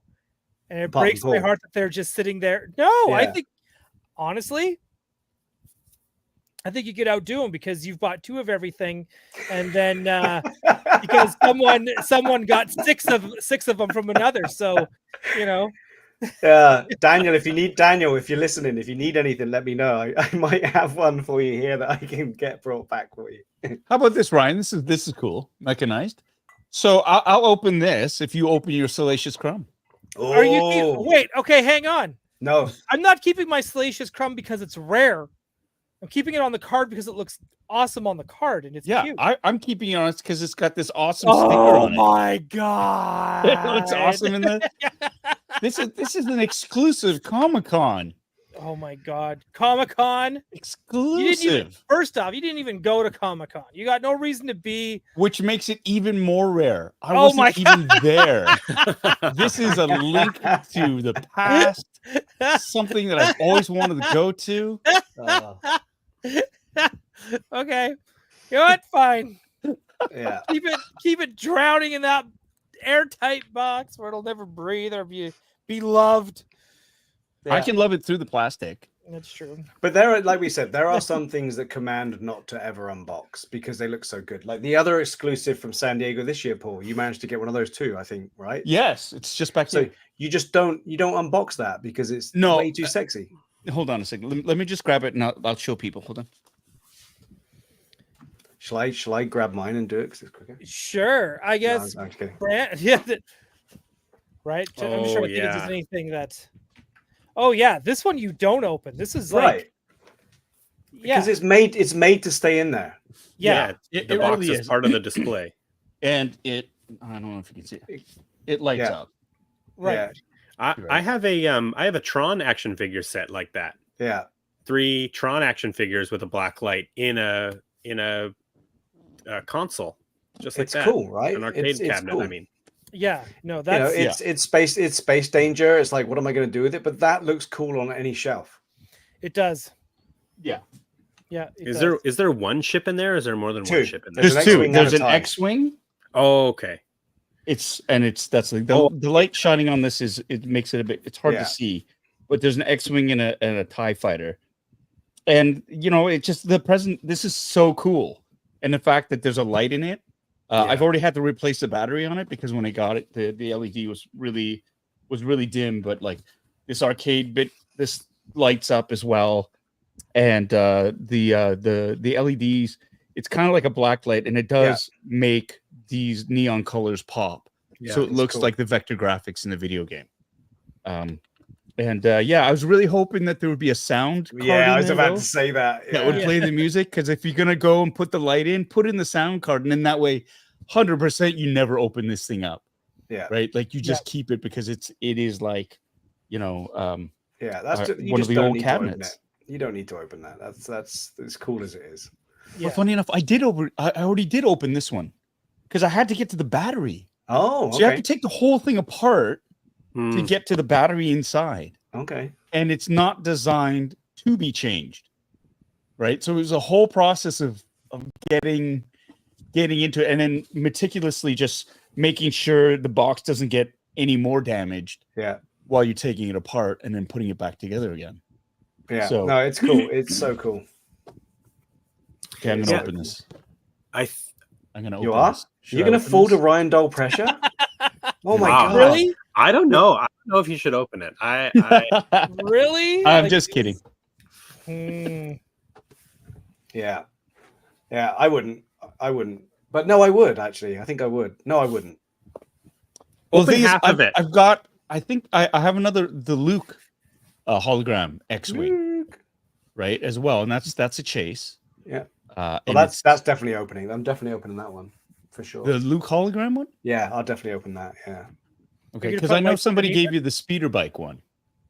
Yeah, I'm not, but I don't need to open. That's another good example. Hang on. So where that one doesn't need to be opened either because it's in that cube and it looks cool as a piece. That's the thing. Go So get the last Hot Wheels year's. one.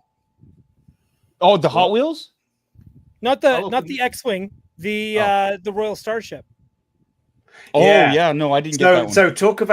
talk about buying stuff because of the FOMO hitting and then regretting it afterwards. I'm still trying to figure this one out. Because I saw it, I liked it. I'll just grab it and show you, and you'll know what I'm talking about.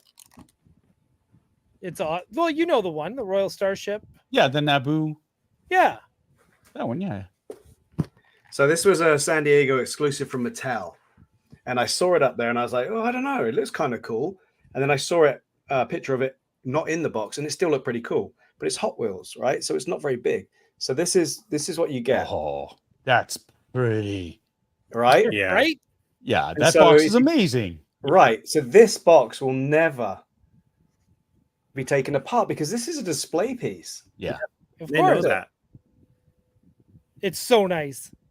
But Yeah. there's nothing. It's air, but it Yeah. looks amazing. Mattel is really good at that. Their Comic-Con pieces. I've bought a couple of their Jurassic Park Comic-Con releases Yeah. of their 3 3/4 figures. So they did like a Dennis Nedry, and it came in a Barbasol can that you spin it and it opens up a window on the back, and then you can press it, and it has sound and light. Oh in wow. it. They also did not last Yeah. Comic-Con, but the Comic-Con before was Spielberg. yeah, that's right. That was Spielberg. Sorry, then the Comic-Con before that was the lawyer in the bathroom with a T-Rex. Yeah. And it Yeah. it all lights up, and there's sound effects too. It was awesome. Yeah. Yeah. So Yeah. you demand to stay in. You box. have So I the got- I got this one. It's not as cool sounding as the one that you described, because this one is from another company called Paragon, and it is as well, like it opens up, so it's got the yeah, but that's a prop replica. I'm talking Yeah. about like an action figure. oh, it's an action figure. It was a Dennis Nedry action figure in a Barbasol can. Oh, okay. Yeah, Yeah, that's cool. Okay. That is cool. Sorry, I thought you meant, but this is pretty cool. yeah. You got to fill it with some Dino DNA. I do have to. I just put the stickers on it last night. Yeah, Just put you the got to stickers on it. That's last pretty night. sweet. like a yellow. Yeah, you got to get food coloring and some water and stuff. But We could just fill it with our DNA. I didn't want to say that. It's like, don't take that to Vancouver, Paul. Do not take that. all. Yeah. Jesus, Ryan! Wow, Yeah. never bringing So- anything to Vancouver. So it's safe to say then, when we all get the ghost, the giant ghost, we're not keeping the packaging then. Or the HasLab? I keep the HasLab boxes for sure. Yeah, resale value, dude. but will you sell it?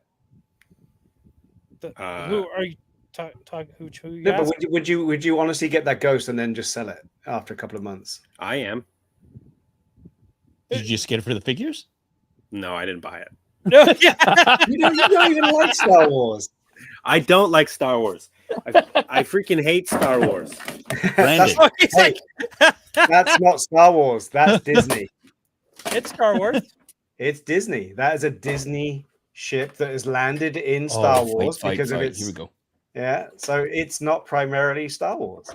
But it was in season 5 of the Clone Wars. Which I came like- first? Dude, I 3000 like or Star Clone Wars. It's canon now.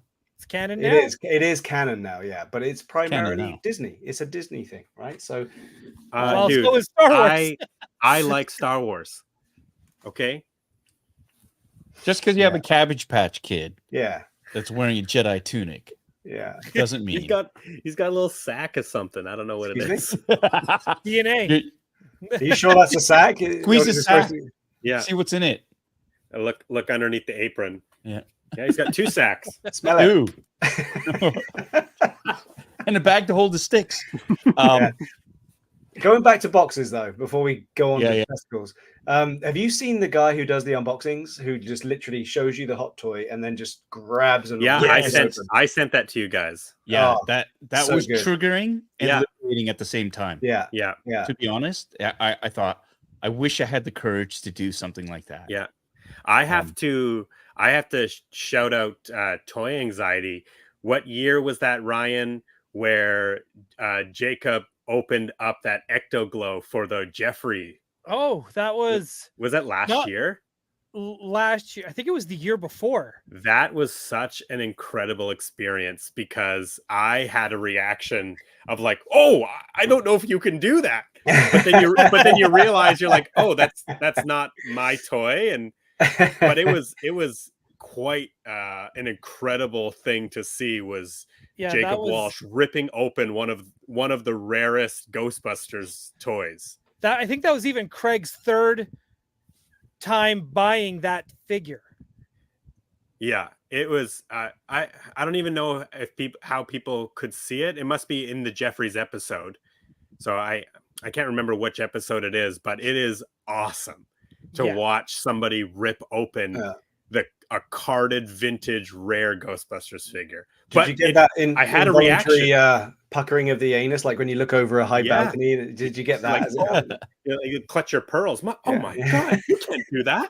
But that's what Craig does. Craig will buy vintage Star Wars figures on card and then open them so we can have them loose and complete. Yeah, I mean, that's his collection, right? Like he spent the money. He can display them how he wants to display them. Doesn't have to answer to anybody. Yeah. Then he sells it 2 weeks later and then buys it again on card. He just goes through a cycle. He just does that over and over. What is this? Uncle Iro should check out the basement. Out Out of the basement. Check. The Star Wars community is amazing. Very cool. Thanks, Griffin's Collectibles, for that. First thing that I haven't heard that, so I'll give it a Captain check out. Iro, Angry Papa, needs to do is put a door on the basement for when he leaves town with a padlock. No, that needs to be open so that Anna can kick the boxes down the stairs. Yeah, that's true. All the new stuff that's coming in. We're gonna find out that Comic-Con TIE Fighter is coming to the West Coast with Paul. He's gonna have to travel with him all the time as companion. So are we gonna have to do like we did with the Razor Crest? Are we gonna have to open my ghost at your place? Oh my god, that's gonna be hilarious. Yeah, we might have to. Yeah, we might. Yeah. Although the Razor Crest, that wasn't your Razor Crest. We got No, it that on was loan Matthew's. from Yeah. from Toy Yeah. Traders. Yeah. Oh, you got all that coming again, brother. Holy moly. Right? Holy moly. That's West a Coast full Stash House delivery. 2.0. Sorry, Yeah. Anna. No. I'm gonna be good this year. I'm gonna be Okay. good. I'm gonna be better. I'll be better. All right, Who well, are I'm you glad- gonna I'm be glad we- happy with? From good to better. Yeah. Happy we decided to get rid of boxes. That's a good cleansing session. I feel we've healed. Well, you know what's gonna happen is as soon as I'm out in Vancouver and I'm in the thick of it, all those freaking shelves are gonna arrive. Yeah. And it'll be like on the porch, like stacks and stacks of boxes from UPS, and they're gonna be heavy as fuck. And Anna's gonna But be all Tommy's like, really good with making stuff. So Yeah. yeah. Hey, And, do you know who and else he's is really good with stairs. Get the twins. Oh yeah, I should. Yeah. they'll steal all your cardboard. In fact, you should just give them all your cardboard. Actually, yeah. Oh my God. You're right. They can make an incredible costume out of your Hot Yeah. Toys boxes. Oh my god. my that'd God, that would be hilarious. amazing. Yeah, Yeah. that would be For the incredible. following shoot year them a message. Halloween, following year's Halloween, when you're back in town, we want to see what they made with all the Hot Toys boxes. That's Oh, a great idea. Depending I love on that when idea. if your shelf, let's put it this way, if your shelves arrived in September, you could still give them see if they need that cardboard, Yeah. and they'll probably help you take it downstairs and clear out your recycling. Yeah, Good idea. there you Good go. idea. We've solved all the world's problems today. It was a good session. I feel relieved. At least the Lee World's problems. Yeah. Yeah, that's right. Do you know what's interesting? And I'm kind of going full circle again, but I didn't mention this before with the popcorn bucket.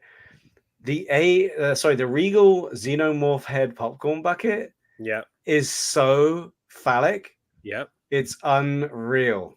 I know the Dune popcorn bucket and the Alien popcorn bucket, Oh. they go together very well. Yeah, but they Wow. only it's disturbing how phallic. Oh, I it is. saw a reel about that. Yeah. Yeah, that Yeah. was the Cinemark Xeno. Okay. head. Yeah. I mean, The, but let's be honest here. That's what the Xenomorph is. It's Yeah. always been phallic. Yes. Yeah. And they knew exactly what they were doing too when they made that. Yeah. They were Yeah. like, "This is going in a Dune bucket." Oh man, HR Giger would be so proud of that popcorn bucket. So if we get the likes, we can demonstrate that at the end of the show. I have them both. I have them You both. got here. them both. Yeah. You're gonna No, have to do it. that's for your OnlyFans, Steve. No, and for raising money on this channel. His and her popcorn buckets. His and hers Yeah. popcorn buckets. Pretty much. So I got a question. Y'all have seen, smooth segue here. You've all seen Alien Romulus now, right? And Yes. you're past spoiler territory. It's been a couple of weeks. Yeah. Warning to everybody in chat, we're going to talk about it whether you've seen it or not. Fair warning. If you haven't seen it, you don't want spoilers. Too bad. Thoughts, gentlemen. Thoughts. I give it a good solid A, I would say. Okay. Steve Steve. 3. I don't know if I'm going to score it out with points, but I would say it's an enjoyable movie, suspenseful all the way through. For me, I consider myself quite a fan of this genre of movie and the whole anthology of aliens, and I enjoyed it. I enjoyed it, and I will watch it. I've watched it twice now, and I am definitely going to watch it again, and I'm definitely going to buy it, and it's definitely going to be one that I go to watch before other ones. So that's how I feel about it. Yeah, I agree with that actually. Ryan? Yep, I dig it. Paul? This thing. I dig it. Yeah, no, I loved it. Yeah. I really did love it. I loved it. I thought it was so cool. I think the tone and the look of the movie is perfect.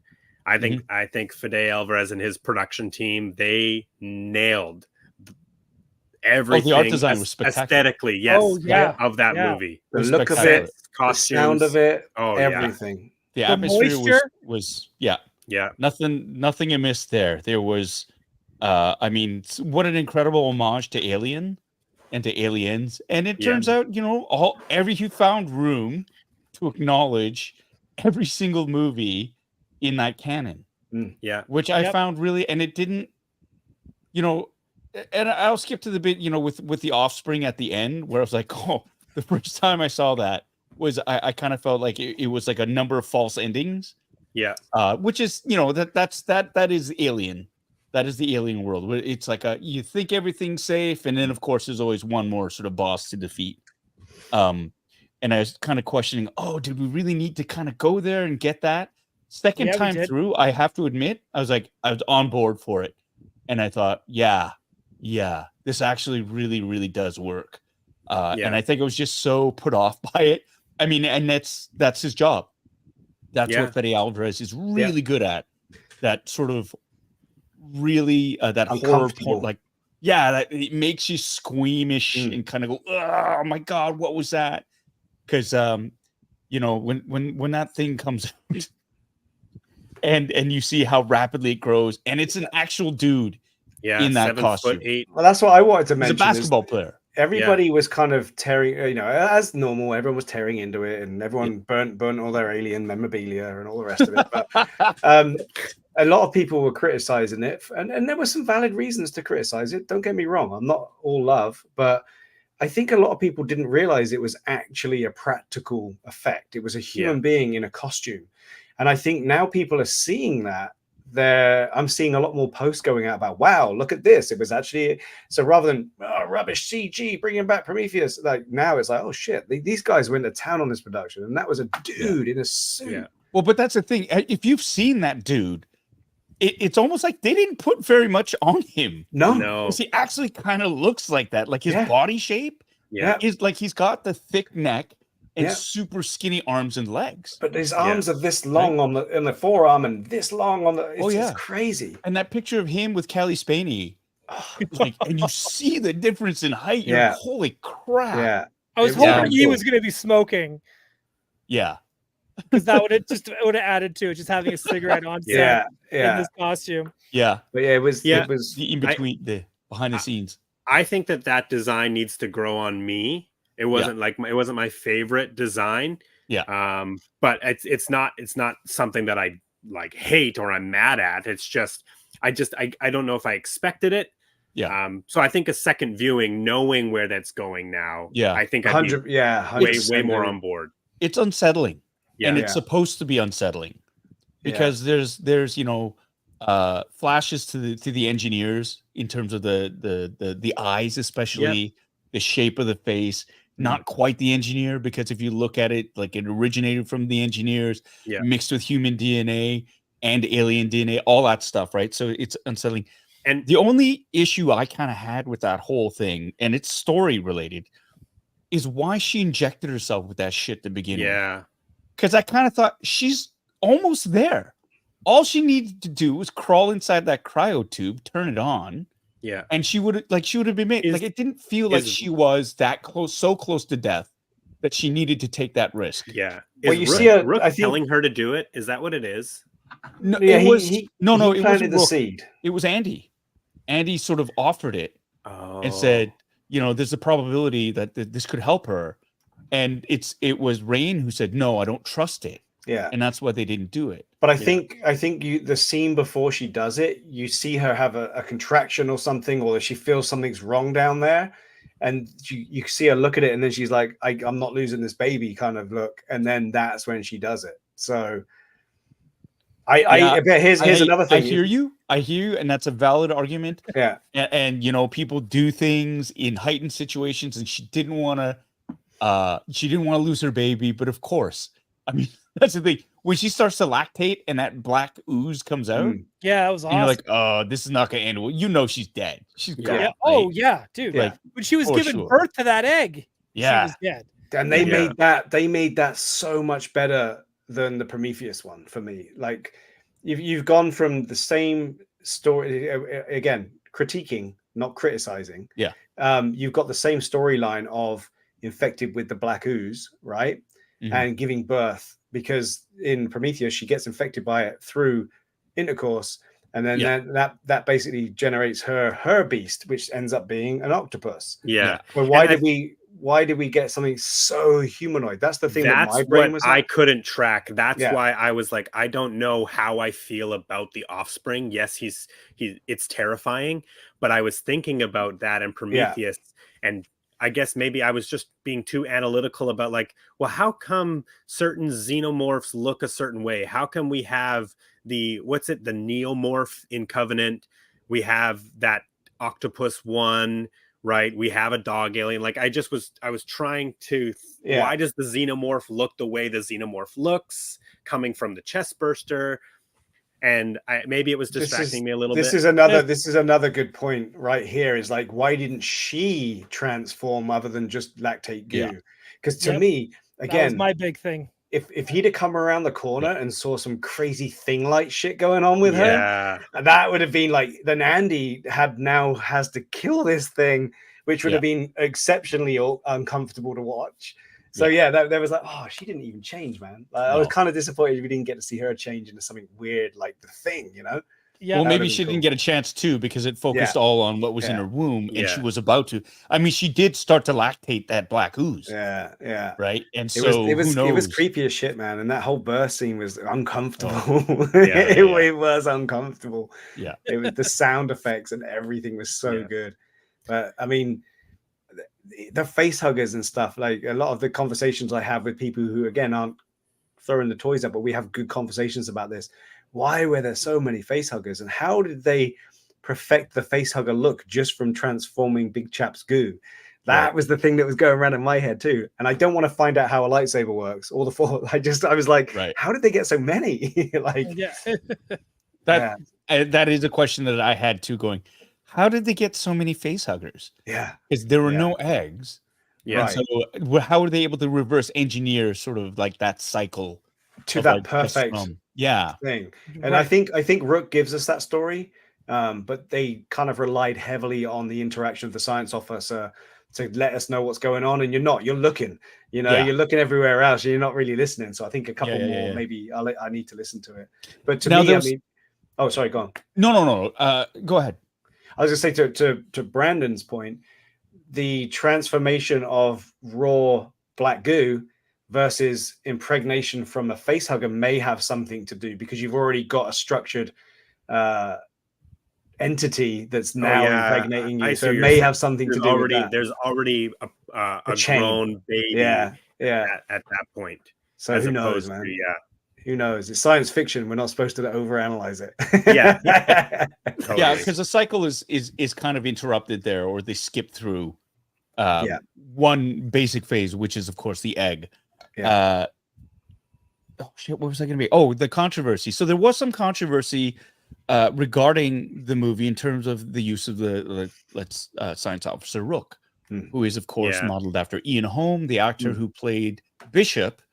Not Bishop. Ash. Oh my God, Ash. Yeah. Bishop was in Aliens, who played Ash in the original movie, and a lot of people, there was accusations that AI, computer generated, they used AI to bring his voice back to life, which is not the case. They're very forthright in terms of saying that they had a voice actor who imitated Ian Holm's voice. They asked permission of Ian Holm's estate to use his likeness and the likeness of his voice and all that. So it really was sort of a tempest in a teapot. But did the inclusion of this character work in your mind or not?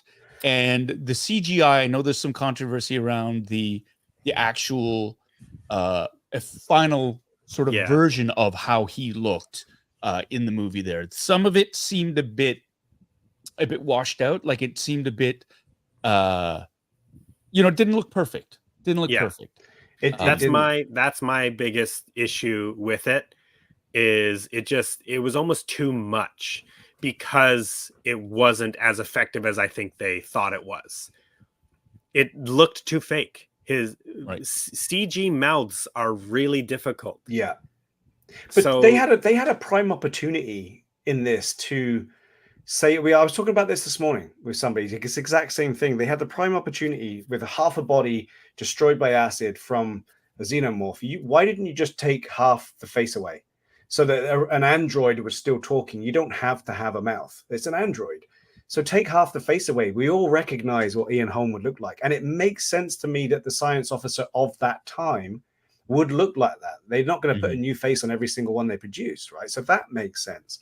Well, why go full face? So here's the question I have, because if having synthetics or artificial humans, especially in the science division, was that commonplace, why did they not recognize that Ash was a synthetic?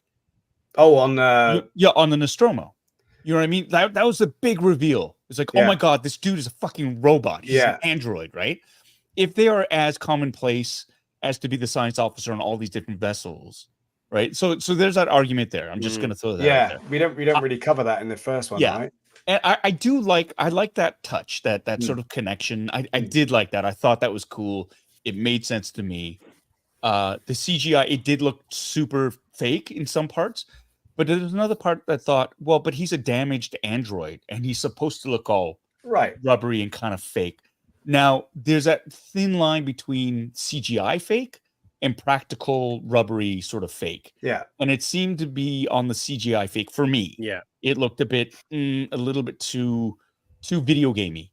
Yeah. I guess for lack of a better term. With a post-production guy being right here with us, I mean, Who's would being it- very would it- quiet.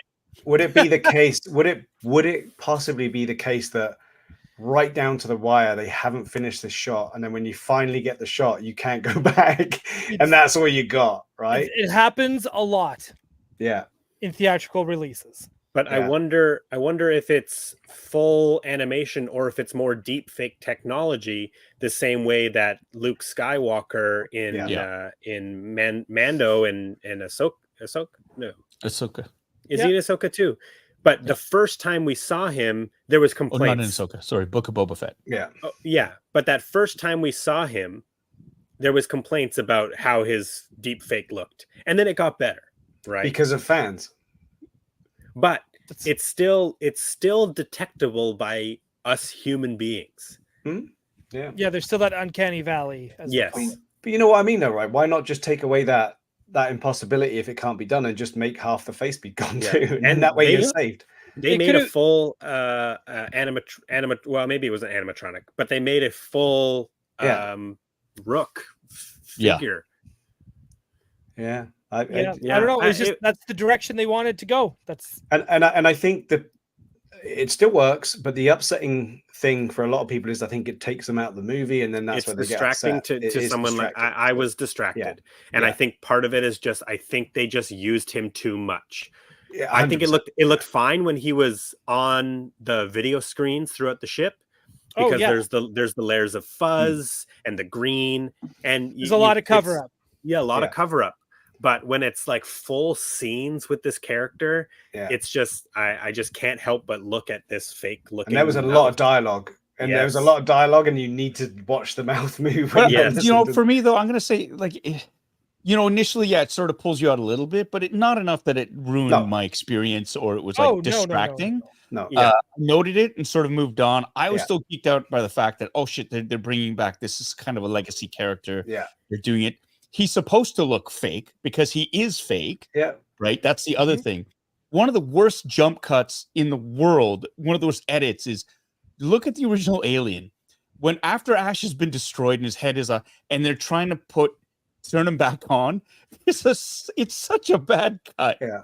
And it's almost comedic how it's obviously a fake sort of head, and all of a sudden there's a pip, and you see, and it's Ian Holm. Yeah. It's his actual head, and it's just like that, and it's so abrupt. But that doesn't ruin the movie for me, because I know obviously they can't cut off Ian Holm's head. They've got to use trickery, blah blah blah, all this stuff. It's Yeah. charming though at that stage. Sure, Well, but Kerry's for this movie- just saying this in the chat. There's an homage to the terrible severed head in the original one. So, Yeah. Yeah. So, and then for me, it's like, yeah, he's supposed to be. What I loved about Fede Alvarez is his reliance or his refusal to use too much CGI. Yeah. They went practical, and practical is always so much more effective in my mind if you're using enclosed elements like this. The alien creatures were all either big ass puppets or dudes in suits. Yeah. That's way scarier than something CGI. So how know? did you guys feel about the birth of the Xeno? Because Oh my that's God. something we've Loved never it. seen before. I thought it was Absolutely fantastic. loved it. It was gross. It Yeah. was kind of sexual, Which and it should be, as we've yeah, discussed. yeah, that's what it is. Yeah. And was that when that kid got melted? Was that the Yeah, same? Yeah. That was one of my absolute favorite things from the entire movie, was Yeah. getting to see somebody melted with acid Yeah. like that. Yeah, Yeah. it was great because they built that character up enough that we didn't like him and we Yes. wanted to see him burn. Yes, love You that. know, that was so cleverly done. Yeah. And just the unfurling of the fingers and the stepping down and just the suspense and anticipation with the door. You know, the typical horror classic of can't get the key in the door, right? It was all there. It was so good. Yeah, and not being able to scream because your lungs Right. are. And the rush out where she's looking over her shoulder and she doesn't see the 20-foot drop. Yeah, as she goes, that was aggressive, ass over man. tea kettle. Yeah, that was good. So that character Bjorn. Yeah. Bjorn. Is he the jerk? Brave but stupid. Yeah. Let's say, antagonistic to a fault. Almost. And they try to explain away, his mother was killed because of a decision that a synthetic made. Oh, that's right. The mining thing. Yeah. Yeah. So here's the thing though. Brave enough to rush it, jam one of those electrical things into it to try to kill it. So dumb, he sees this hook slowly coming out of it and just stands there gawping at it. Checks it out a bit more. Yeah, it's like, fucking run, dude. Yeah. Run. Yeah. Here's the thing. Did you guys, and I know the answer to this already, and I got this the first time through. Did you guys get the sense that he and Kay had a little bit more of a closer relationship? I didn't pick it up. I saw people talking about it online. Yeah. But I didn't pick that up at all. Yeah, you didn't? Yeah. No. I got that right away. Right away, and I thought it was creepy because it's like, aren't they cousins? Okay. No, I saw I think we talked about this. I saw it the other way around. I saw it with the Navarro. With Navarro. Right? I saw it with those two. Those two seem to have the bond. Those two. Yeah, no, but it was, and Fede Alvarez, he confirmed it in a Reddit forum that he is the father of Kay's baby. No, really? Yeah, really confirmed it. Somebody brought up, said, did anybody else get the vibes that, because they have this moment together, around that time, like when he grabs her and like they're, the alien is transforming in that cocoon. Yeah. There's a moment of intimacy, which is far more than just, oh, thank God you're here, we're friends. This is like, they have a history. And they are cousins, right? And that's what sort of threw me off. But Fede Alvarez, he's confirmed that, yeah, he is the father of the child. He said, that's a, way to go, way to pick up on that. Oh, okay. To the post, to the original. Well, poster. they are in this small little, probably this incestuous little terraformed village. Yeah. And they're just putting another thing in there to creep me out. Yeah. Yeah, it doesn't get much more creepy than that. Make the movie a little bit more gross. So then the question does beg, do you think it really was the ooze that turned the offspring into, or is it because they were cousins? That's why we got what we got. With a little bit of help from the aliens ooze. actually come from. Yeah. There you go. Yeah. Mystery solved. Mystery solved.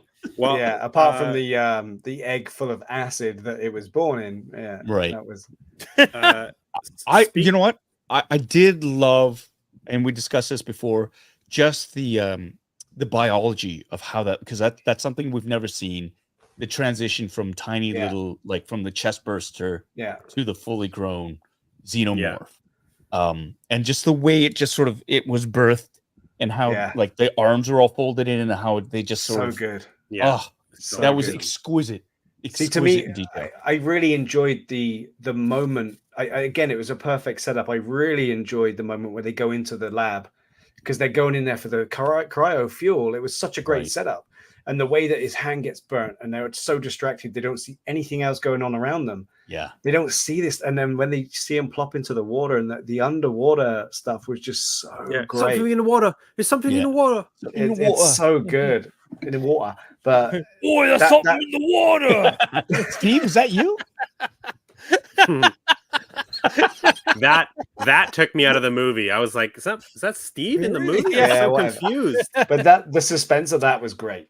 Yeah. And then Andy coming back around again. And we got I mean, he Andy was so is good. The greatest character. I love that android so much. And the transitions that stole the movie. Yeah, that actor is incredible. That performance between the two versions of Andy, we'll say, incredible job. Yeah, both versions, awesome.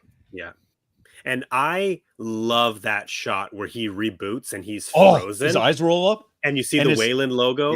And just The it's details. almost like it's freaky. Yeah. But I love that so much. Yeah, so good, so good. And I also was having a conversation with someone about, because again, if you want to join the complain gang, this is what they're complaining about. So this is a question for you guys. What did you feel happened when she fell out down the lift shaft? Do you feel that the alien caught her, or she was trapped on the alien tail? Oh, I felt like it caught her. Like it Okay. scooped her. I'm with him. I don't remember specifically what I happened. feel that she fell, it was coming up, and she caught the tail on the way down and was snagged on it to the point that he could still manipulate her and then come in. But I don't think it reached out to grab her. I think she hit it and got snagged. That was what I saw in 2 times. To see it again. I still only seen it the one time. Yeah. Okay. I love the fact that the gravity turned back on, and he didn't grab her. Yeah. I love that, first of all, that she had to fall. I love that. Yeah. That entire gravity sequence was just Awesome. something else. It was really good. Great that it has to it does these purges in order to sort of keep the setup earlier in the film is just like, it's like masterclass type stuff. Yeah. But I got the sense watching it both times that it was after her and it grabbed her, right? And it was just like, oh, you're not getting away, because the fact that when the elevator comes down and wipes out all the other xenomorphs, and she's like just hanging there, and then it sticks its head around going, get here, bitch. He's coming to get you, right? Like, I just thought there's something about this particular one. I think that's the one that was shocked as well, right? So he's got a little bit of electricity still crackling through his skull. I've got to watch it because I need to find this out. Yeah, I need to find this out because my mind was she got snagged, and he's like, great, I got one, and then the facehugger comes around because now they got another one, right? But I need to watch it. I need to figure this one out. So yeah, that's 3 against 1 right now. So I need to watch it. Yeah. Talking about that scene, the only thing is I'm in the camp of the get away from her, you bitch, was a little bit over the top for me. Oh, it wasn't needed. Yeah. The pause that, and like Andy had never sworn. Where did he I loved it. He got it from Bjorn. Yeah, this was set up for the whole time. movie. Yeah, I 100%. didn't catch it. I didn't think it was necessary.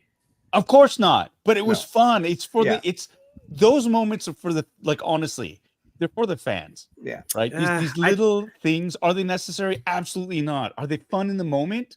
Yeah, I think so. I think so. I don't think the movie is better or worse with it or without it. Well, then it's not. Then it's no skin off the back. Yeah, it's not needed, and it was there, but they did set it up for the whole movie. He was calling him a bitch, and you could see him trying to process why is he picking on me?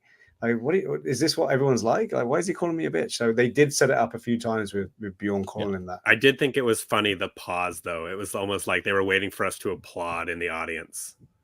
Right. Pause before he says it. The pause before he says it is because he's back to stuttery Andy, right? Yeah. It was a big pause. Okay. Well, if you want to get deep into it, though, why didn't him crushing all those aliens put a massitive freaking hole in the ship? Because they're all acid bleeding underneath the elevator. That's if true. we want to get deep. That was cool. Like, we want to talk about the floating acid? Oh yeah, that was cool. Yeah, let's do that. That is a great example of a new idea in a well-established franchise. Right? If Alien is famously like, well, you can't shoot them in a spaceship, right? You can't shoot them in a spaceship because it's going to destroy the spaceship. So yeah, setting up the anti-gravity early on, the cycle, it's awesome. And then we get to see her blast a bunch of aliens, and then we also get the tense sequence of them having to float through the acid now. Like the floor is lava in space. Yeah. Right? Yeah. Brilliant. Absolutely brilliant. Yeah. Yeah, and just the graphics of all the ship. That when that ship took off, I was in it. I felt I was in it. Oh, when that ship took off, it was so good. All the space shots to me, yeah, those were some of those beautiful shots in the film. Yeah, so well done, and I'm glad they spent the money on that. If they messed up Rook, fair enough. But I'm glad they gave us such a believable trip up into. Well, a lot or even just when they're leaving space, they were miniatures. Mm-hmm. What were those spaceships? what we saw them take off? Yeah, You know when yeah, they I when they first take off from the plant and go up through the atmosphere and go through all the rain and stuff, and then that was so good. I don't know if that was miniatures or not. I don't know. yeah. Well, they're still Yeah, I going don't to know, need CG for that, just to kind of clean it up and stuff. But it's so no, good. that looked good. Like even the ring looked good, and just everything, and just all that Oh, stuff. yeah. It just looked so good. The station hitting the rings, I thought was fantastic, right? Yeah. Just sort of going and super going and cool. going. Yeah. Well, I love how it was just like, oh, we put it off kilter. It's going to hit the rings now, like in 5 minutes. Yeah. Best of luck.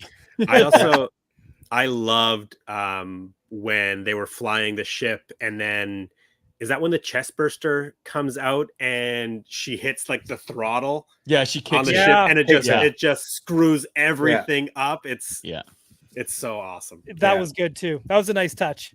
Yeah, that whole reveal of it was good. The cracking of the ribs was good. The burst of it coming out was so creepy and shit. Another cool new piece of vintage alien tech. This X-ray machine, just so you can see it cracking that rib. Yeah. So it's such a cool visual. Yeah, man. The thing is, there are so many cool things about it, which is why you can enjoy it, because you did get some really cool shit with this. What do you think about the weapon? Oh yeah, the pulse rifle. Yeah. Oh, fun. Again, another complaint. It seemed from way people, more but... advanced, though, than the pulse rifles in Aliens. Yeah. Right. So that's what a lot of people are complaining about. With so the aim assist? What's your take on that?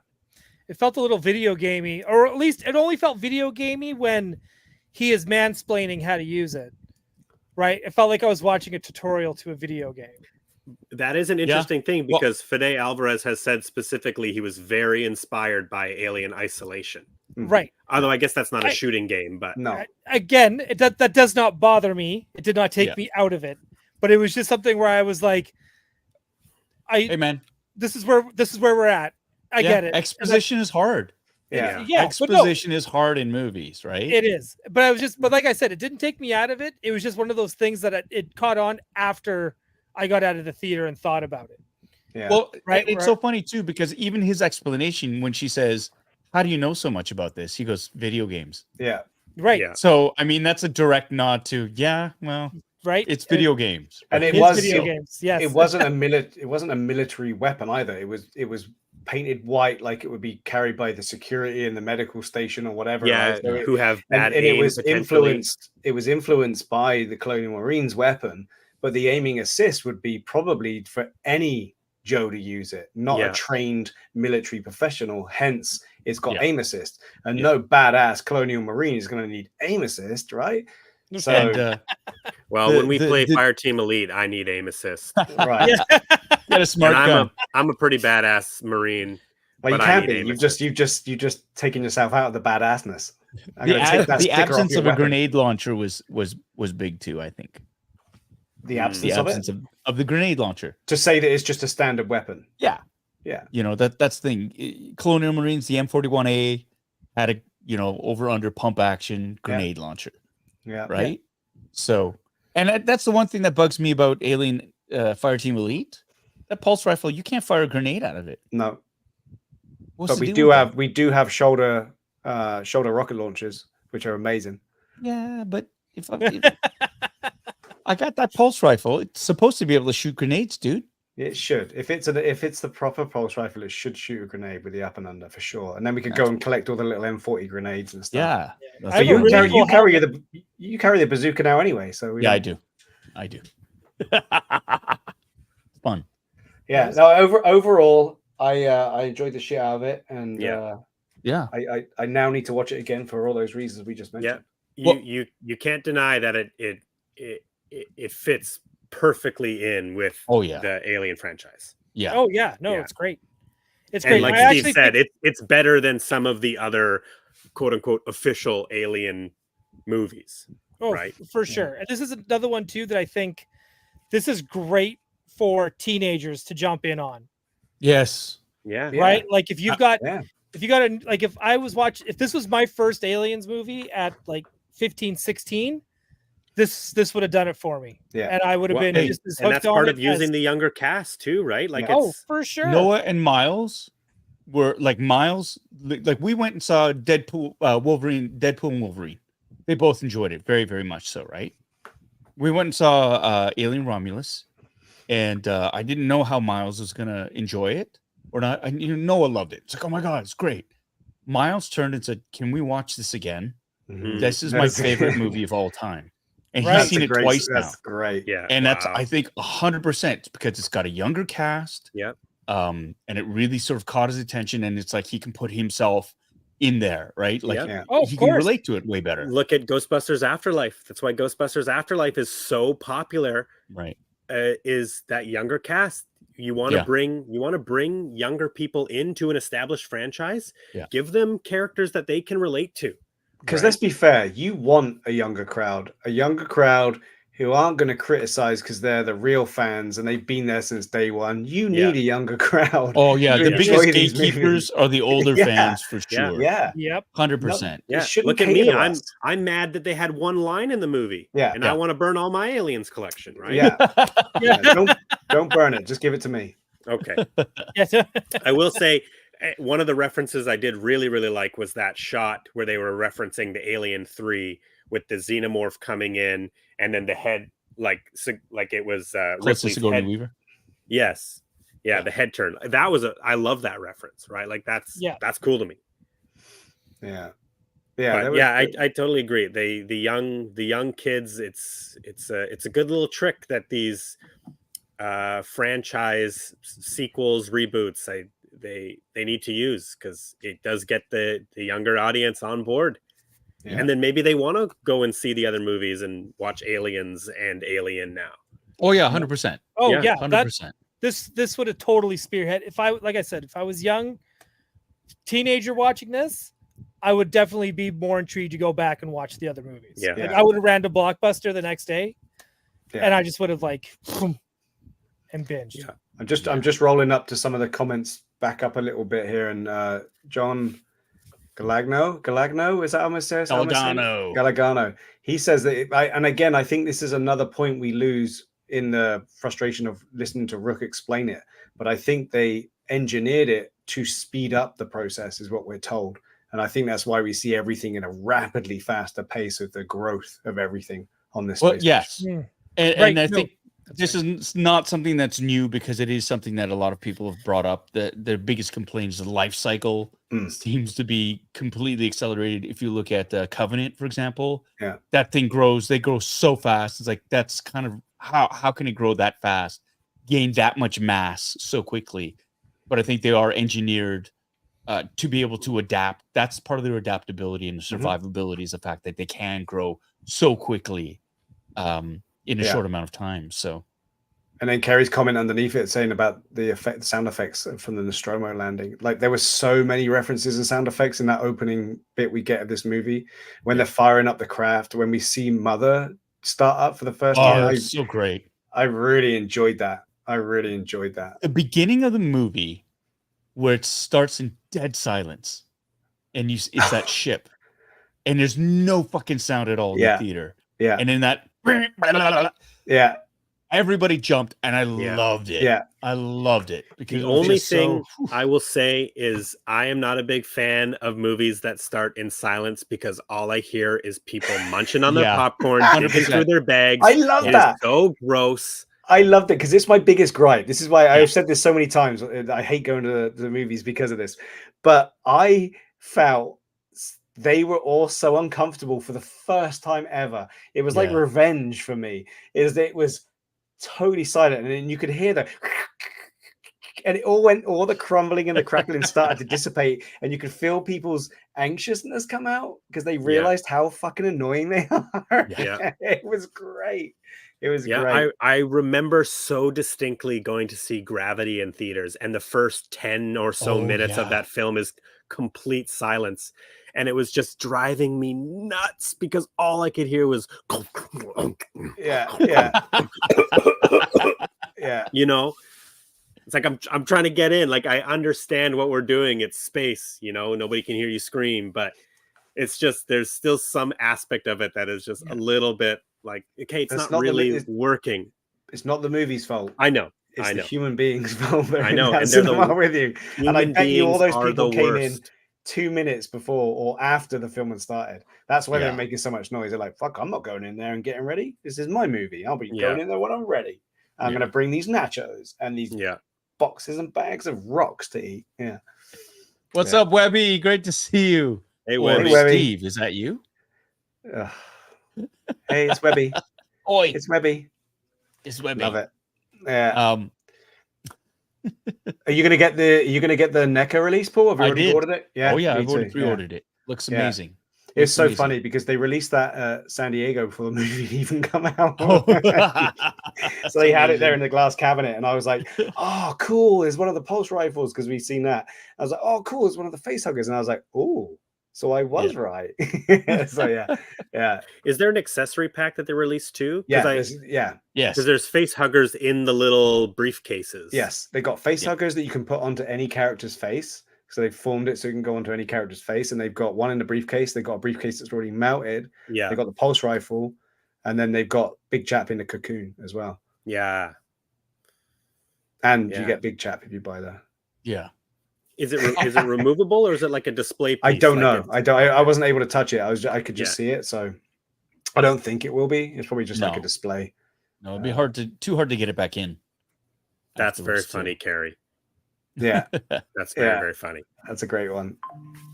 Yeah, I'm looking forward to see if they do anything else, or I'm hoping they do. I'm hoping they just take all the criticism and just do another one anyway. Yeah, I mean, in terms of the things that I brought up, like it's not criticism; it's just like a personal Critique. thing. Yeah, it's critique, but it's yeah. not. But it's It didn't work for you. Yeah. That's it. Yeah. Which is that's valid. It's valid. There's a difference with the critique and criticism and hatred, right? So there's Yeah. a big Well, yeah. difference. You're Yeah, not going. Anybody who liked this movie is an idiot. You're Yeah. not belittling No. people. You're not gatekeeping. You're not Yeah. actively trying to flame the movie. Well, there's Online. nuance to my opinion of any Yeah. particular art form, right? I It's think supposed to generate a conversation, man, Yeah. and it's supposed to get the fans excited and talk about it. And I don't know. We'll see.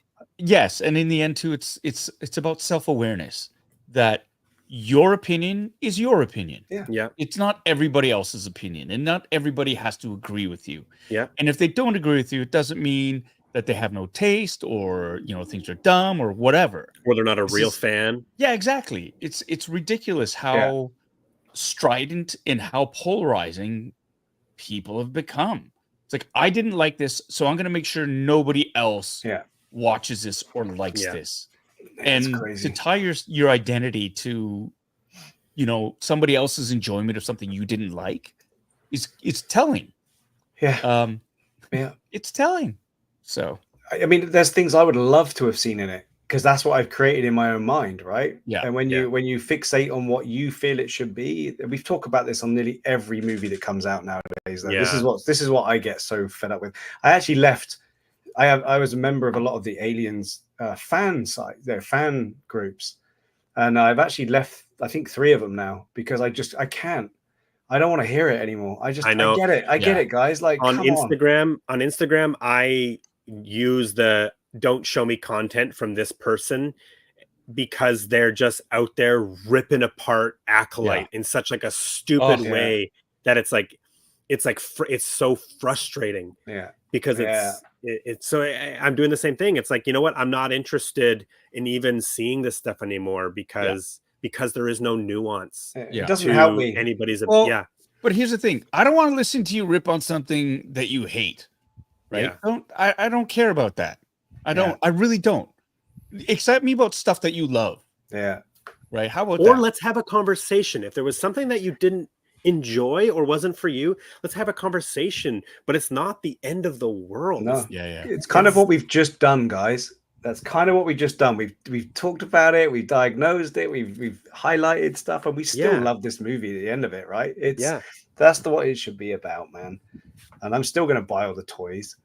And I'm hoping that they bring out the craft, you know. Me? I'm gonna buy this movie when it comes out. Yeah. Oh, 100%. I can't wait. If we can still buy movies. Yeah. By the time the physical media isn't dead. Yeah. There's a Nostromo crew. They have patches for the Corbellin Oh, that are up, and they look great. Yeah, And I love even that. his belt buckles and his stuff is just next level. And sometimes in this world, you have to pay for the quality of what you're getting. And I feel that this is well worth what you pay for his work, man. Like his shirts and his pants, his hat, like everything is top notch. I've been through this. My favorite costumes. Yeah. The crew stuff. I wore the science officer costume to Romulus. Yeah. I wore that in the hat, and it was just like. But the quality of that stuff, Paul, you could wear it and wear it and wear it and age it and age it and age it, and it becomes better. Yeah. Because it's made so well, it can go through the ringer. And that's the thing; it's meant to be beat up, right? Which is what I love. So you don't have to take care of it; just throw it in a corner. Yeah, you gotta leave it all crumpled up and get gotta go and check that. Go and check it if you're a massive fan of this stuff and you want to get the realism. Yeah, check it out. So he's got the Nostromo patches. It's basically Alien based. Yeah. But now he's done, like you said, he's done the cool Bellum patch too. And they used a number of like some of his stuff in the movie for references. Really? Yeah, I think he helped with the design. I don't know. I know he's done something. So I know Fede Alvarez he was wearing the hat. It was a Nostromo crew hat for sure with the scrambled eggs on the brim. They did use I think he told me that they used some of his uniforms as well in the show. So maybe for Ash, not Ash, for Rook, because he's wearing a science officer blue. Maybe that's what it was. They might have used one of his uniforms for that. Yeah. I know Nostromo crew. Someone's asking who's to make it. Nostromocrew.com. Yeah. It's Adam Ezekiel. Fantastic. Yeah. Fantastic. So but here's the cool thing too, as a fan, a lot of production houses, they're going to the fans in terms of getting that screen accurate, well-researched, meticulously detailed stuff. Yeah. Star Wars started it, The Mandalorian, which was fantastic. Yeah, the droids, but also like a lot of the fabricators that were making stuff that looks so good. It was easier to sort of subcontract out and say, hey, you already have all the information. So instead of us hiring somebody who has to do all the research and from scratch and fabricate these things, you're already doing this. How about we commission you? Yeah. And companies like Far and Away Props, Creations. Yeah. They supplied the X-Wing helmets and the chest boxes. Of the show, Chris Bartlett. That's how he got involved. 100%, right? Yeah. With the droids. Yeah. The protocol droids. And so that's really cool. And that's full circle, right? Like, I think Imperial Seamstress, she supplies some of the soft goods for the shows, and that's really, really amazing that the fan community, they're so passionate, and they have that the actual production companies are not going to them and saying, we want to use your stuff because it's so accurate. It's smart. Cool. Yeah, right? It's cool. It is cool. It's cool to see that. Ghostbusters, same thing. Yeah. Right, same thing. Yeah. So what's next? What's next on your can't wait for it to come out? What are you looking forward to next? Acolyte season 2. That's the one I can't wait for. Well, you're gonna have to wait, sadly. Ryan. Yeah. Be patient. Why? Ryan. Be patient. Because the haters have won. Because of the internet. You know what worries me about it the most is that they're gonna give it the Willow treatment. Oh, and just remove it altogether. Just remove it. They've removed product from the Disney store. That's what. Already. Yes, that's what first made me trigger that thought. Wow. Was because they took that all down. And it sucks because now Lucasfilm is going to be like, well, you're not going to get a TVC version of The Stranger now. Yeah. Right? Like who knows? They might even be canceling any Acolyte hot toys that they had planned. Yeah. Too. Yikes. Right? Like at least we got the sabers. Well, we got the sabers. I ordered the helmet. Oh, right. I ordered the Hasbro Stranger Danger helmet. But here's the thing. And the Acolyte itself might not get a second season. Isn't going to get a second season, but certain characters will probably live on. Oh, so they're not going to let a character like Khmer disappear. Yeah, he was way too popular. It was way too good. I mean, Plagueis still going to be around. It's canon, a story to be told, right? Yeah. So that's the it might not be in the form of the Acolyte season, further on, but I'm sure they're going to reimagine. They're going to have these characters reappear. Right. some Or point. even like it might not even be called Acolyte Season 2. I was thinking Right. this too. It just could be called something else. Yeah. Well, they've already done the Acolyte. They found the Acolyte. It's done. Right. Move Yeah. on. That's true. That is true. That's So true. they could be doing something along that line. Because I do feel like there is more story to tell. And I also feel that this is going to be one of those shows that's might be a slow burn on finding its audience. Yeah. I totally agree. And Yeah, I think once people find it and get over the bullshit, or even just stumble upon it of just, hey, what is this? Yeah, I think people will find it. We talked about it on an episode here that like you need to put in the time to get to a certain point for it to be impactful. Just episode wise, it's like 5. Mm-hmm. What is that big episode where things turn? Is it like 3. episode 5? Oh, Is it no, 3? it's 5. No, it is No, 5. No, it it's is 5. 5. It is It's 5. The 5. bloodbath. Yeah. Yes. It's like the Yeah. Red Wedding, man. Fuck. Yes. Yeah. But that's when you realize you're also attached to those characters. Yes. Because you're already all of a sudden like, because I was part of the Yord Horde. In fact, in my heart, I still am. Justice for Jackie, man. I'm Yes. just Oh, team yeah. justice Her for too. Jackie. Her as well. But again, too, you don't. Once it happened, you were like, "Are you fucking kidding me?" Yeah. Right? Because you realize, like, hey, I am attached to these characters. Yeah. I miss Padawan Jackie every day, I think. You should check. Well, her you know Instagram. what? It's You can always amazing. go and grab a 3-hole punch. Yeah. And Yeah. Or just go and watch Deadpool and Wolverine. Yes. Yeah. But I mean, that's a great show. What we were talking about is, not everything's perfect on that show. There's lots of things that kind of didn't really work for me, but it opened up such great conversation. And I think even on this show, we had such a great conversation about some of the things that show was bringing up in the lore.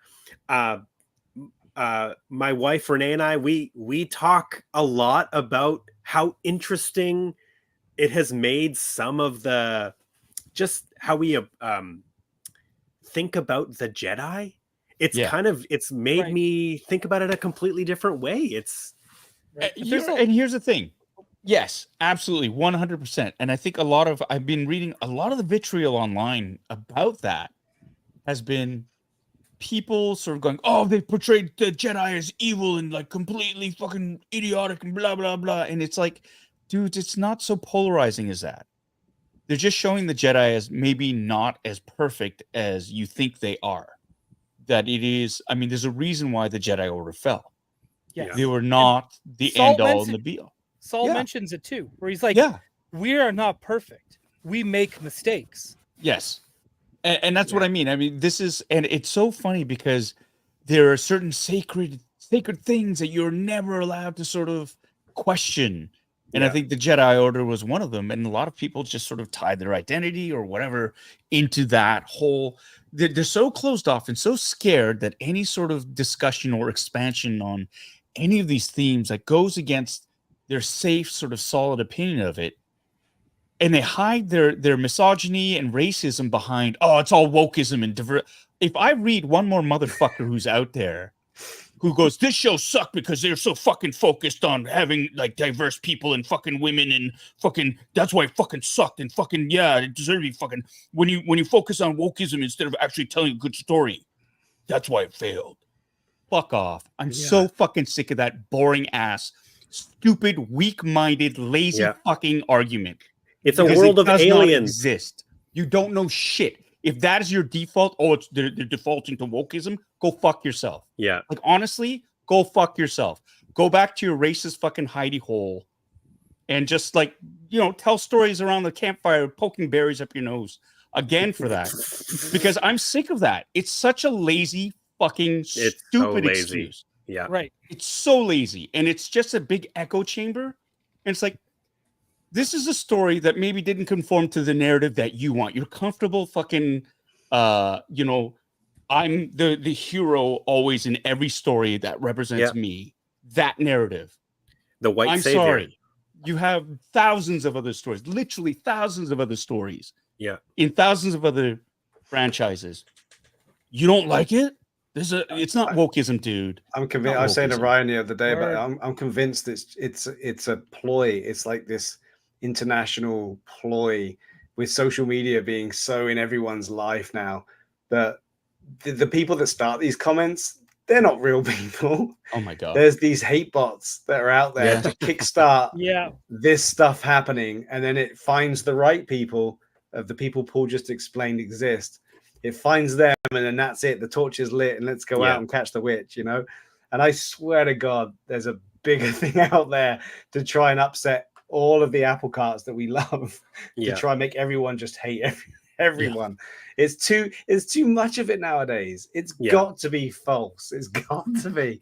It's got to be, because there's too much of it nowadays. This might be bring us into a bit of a tangent, but you were talking about how people are kind of not so much into how the show painted Jedis in making mistakes, but in a way, does Qui-Gon Jinn make a mistake with young Annie? Oh, by training him at or is it inevitable that he's going to be Darth Vader, or is that perceived as a mistake because he's so like hard-headed on we're training this boy, right? After the council says no, they still train him. Yeah, he had a feeling about him, right? He had a feeling about him just the way Solo had a feeling, right? But is that Qui-Gon Jinn just being like, well, I'm right, I'm a Jedi, and does he make a mistake? Oh, 100%. I think they all make mistakes throughout that whole prequel trilogy that line things up. Like even before they turn down or when they're turning down Anakin to be part of the Jedi, it's already like they're already like, well, no. And instead of being honest with them at the beginning, they're like, no, he's too old. And they're just like, that wasn't it. Because they're already bullshitting him, right? Yeah. Because what it was Yoda finally just being like, you dwell on your mom. Right? Like he called it out. But then they're using the bullshit of he's too old. Like that's not being transparent. That's not being honest. There's the bureaucracy. There's the correct. Right. So is the Acolyte really painting the Jedi in a completely different light?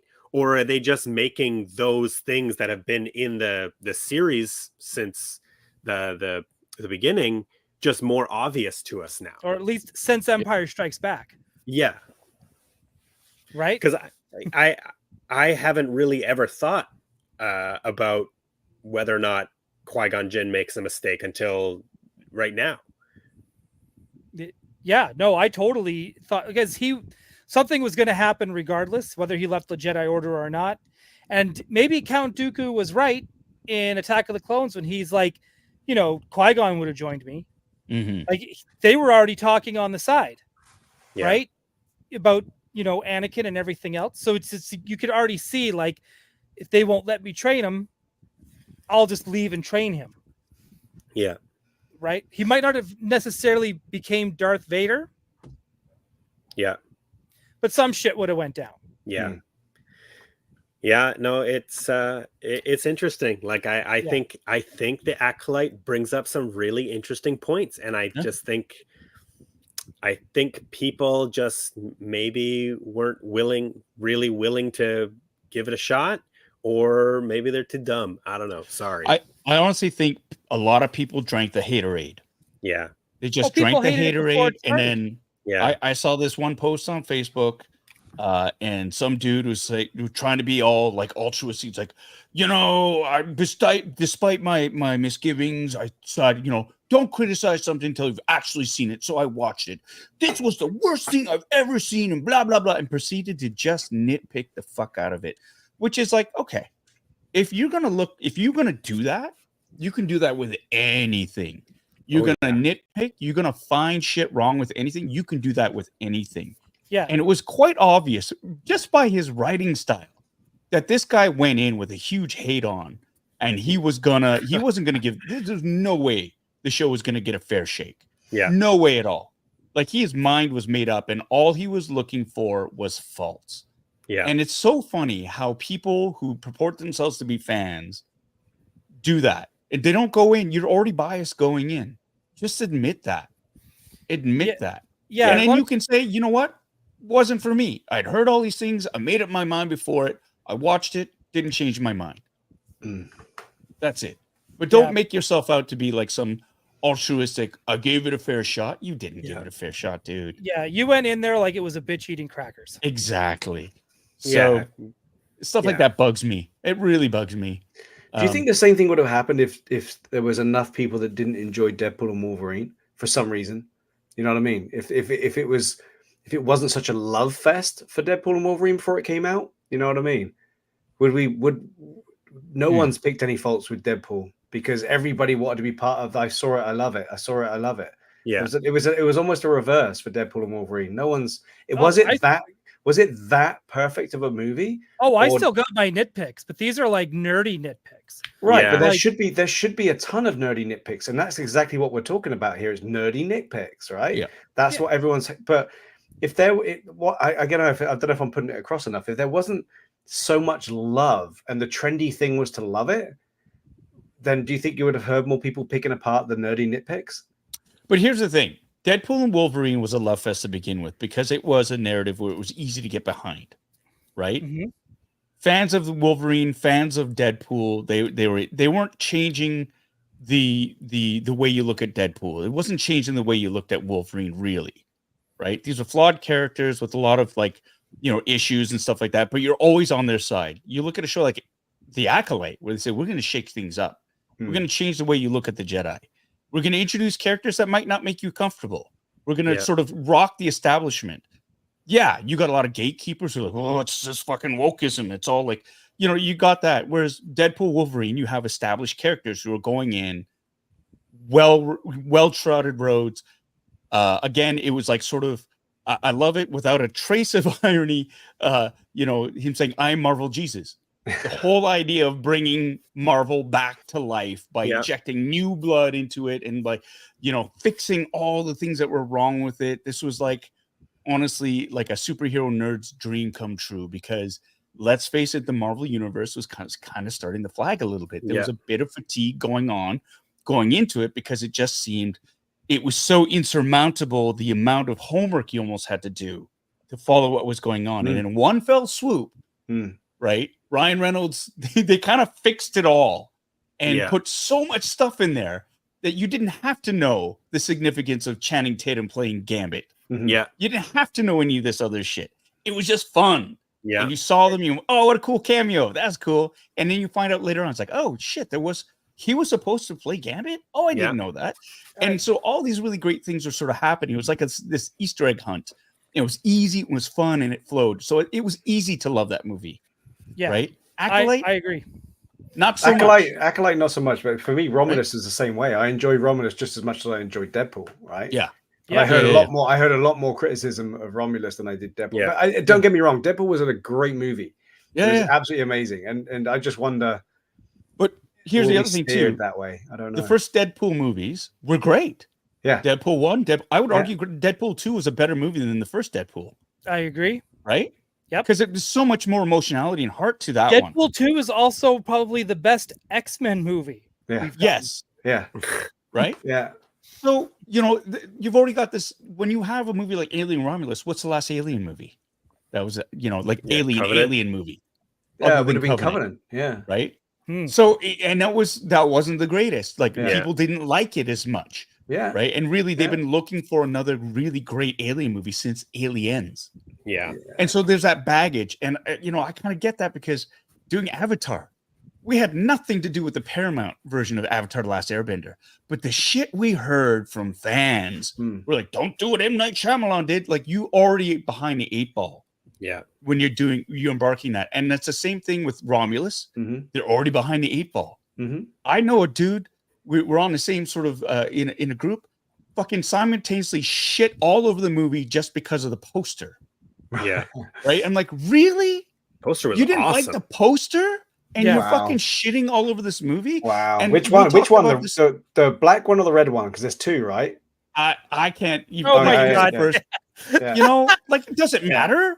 We talked about when we heard the casting announcement that they were using younger actors. Oh yeah, And they were. people Yeah, lost their fucking shit because it's it gonna be was like, oh my teenagers in God. space. Yeah, Come on. Yeah, TikTok's in space, bro. That's the only what reason I was mean. asking is because I love both of those posters, and I don't know which one is why you would not like it. I love how it's like that's People- the most important thing right now to see. Right? Yeah. Oh, which poster? Yeah. Which Yeah. poster? Yeah, but which And- one would you hate though? Why would you pick it apart? That's what I don't understand. People, if they want to fucking find something to hate, they will Yeah. find it. It's Yeah. crazy. You know, as Iro says, if you look for the darkness, that's all you will find. Yeah. I Right? wish there was So. TikToks in space. That would have been awesome. And the thing There is, she is doing a they quick weren't dance. that much different to the original cast in Alien as far as their No. ages go, right? They're really Yeah. not. If you go back and look Harry at the Dean ages, Stanton was what, 21, 22 when he shot Alien, right? but you know what I mean. The ages of the characters that are in Alien weren't that much different. They're a little bit older. Yeah, they're Little much bit. older. They're Not older. much older though, were they? They've Well, got they're to in be in their charge of a- 30s, 40s. Yeah. Yeah. Yeah, they're adults, not young adults. 20-year-olds. Yeah, I don't think they were teenagers, but they're definitely in their early they're 20s. they're just out of their young teens. adults. I Yeah. thought the actors' ages weren't that much. Yeah, but then maybe they were. I don't know. I didn't do any research.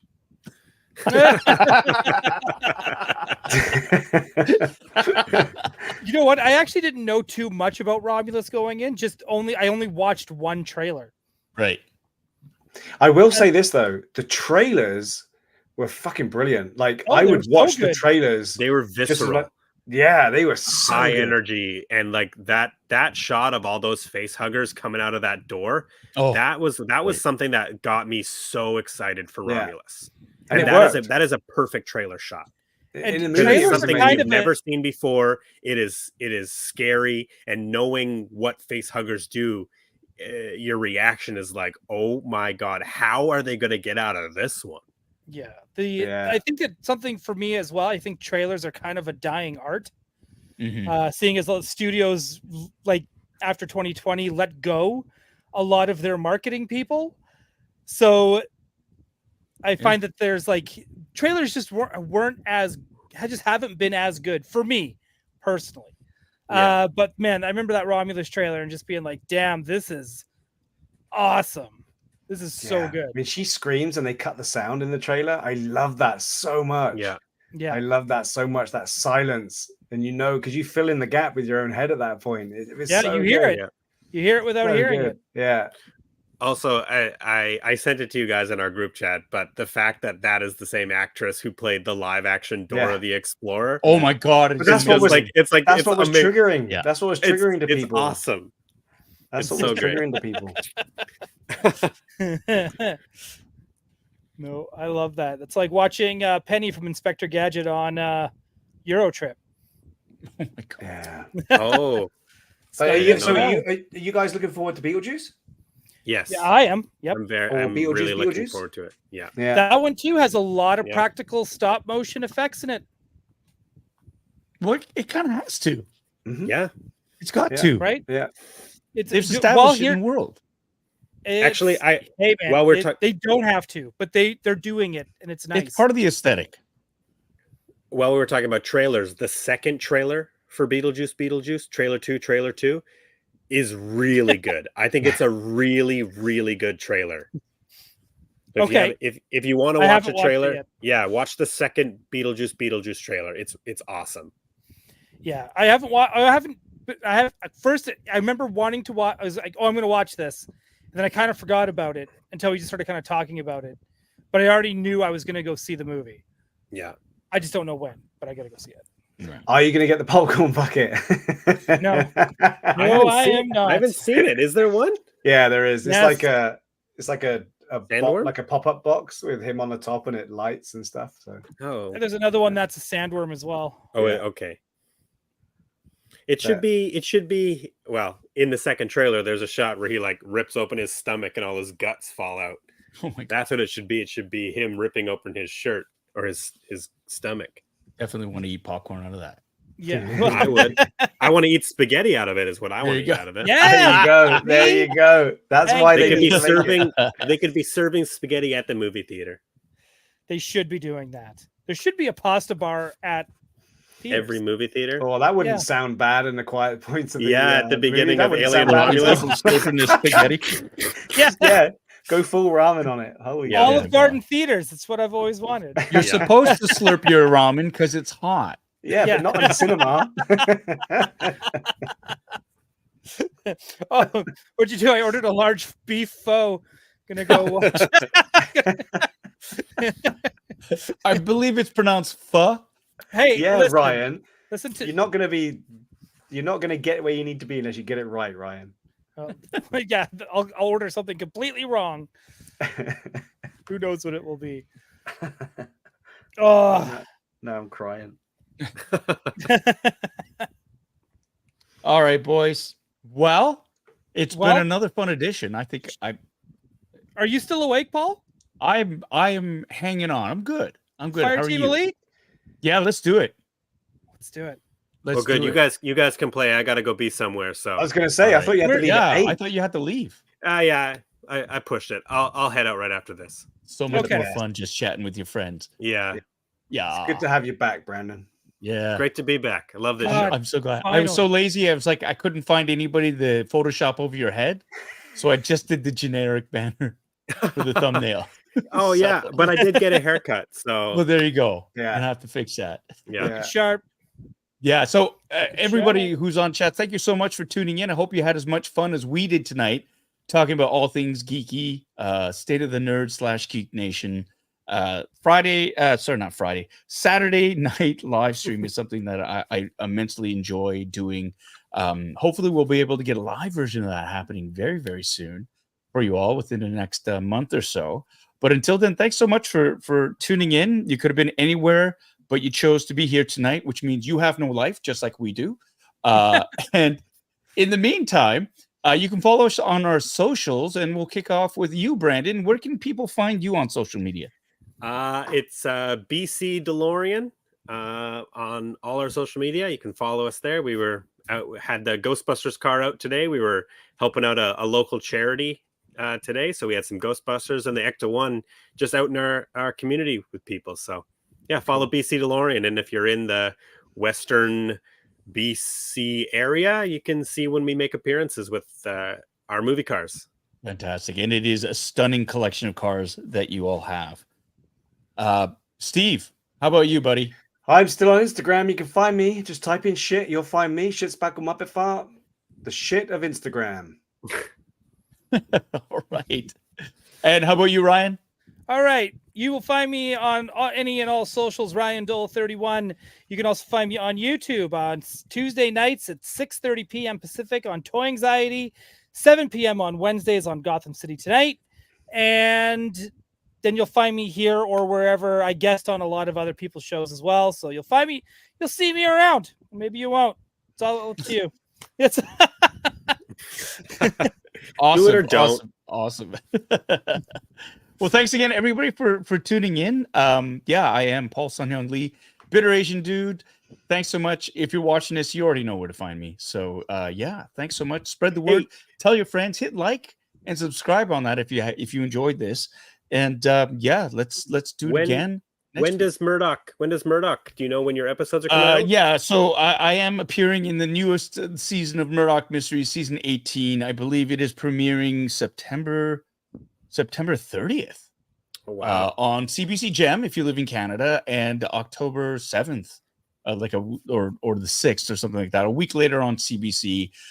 If you're in the United States, you can watch it on Ovation. That's the network there, although they're a season behind. But yeah, so Ovation in the States, CBC in Canada, CBC Gem, and yeah, you can always, I didn't tell you this, but get a VPN and you can watch it. Have a great night, everyone, and yeah, we will see you on the flip side. Signing off for the SOC. Burn your boxes. Burn your boxes. nice. Burn your boxes. Go see a movie. Yes, and don't make noise unless it's appropriate. If your box is burning, get it checked. All right. Good night. Good night, indeed. Great. Oh night. wait, we're still gotta must end stream. Oh, is that what's happening? That's not it. Oops, sorry. Oh, Here we go. God, good thing And I he's just dreaming. sat back down. And he's- Ryan's Oh, Donald Ryan, Duck put in your it. pants on. oh no, not again. Oh, and I got to hit end stream twice. Bye, everybody.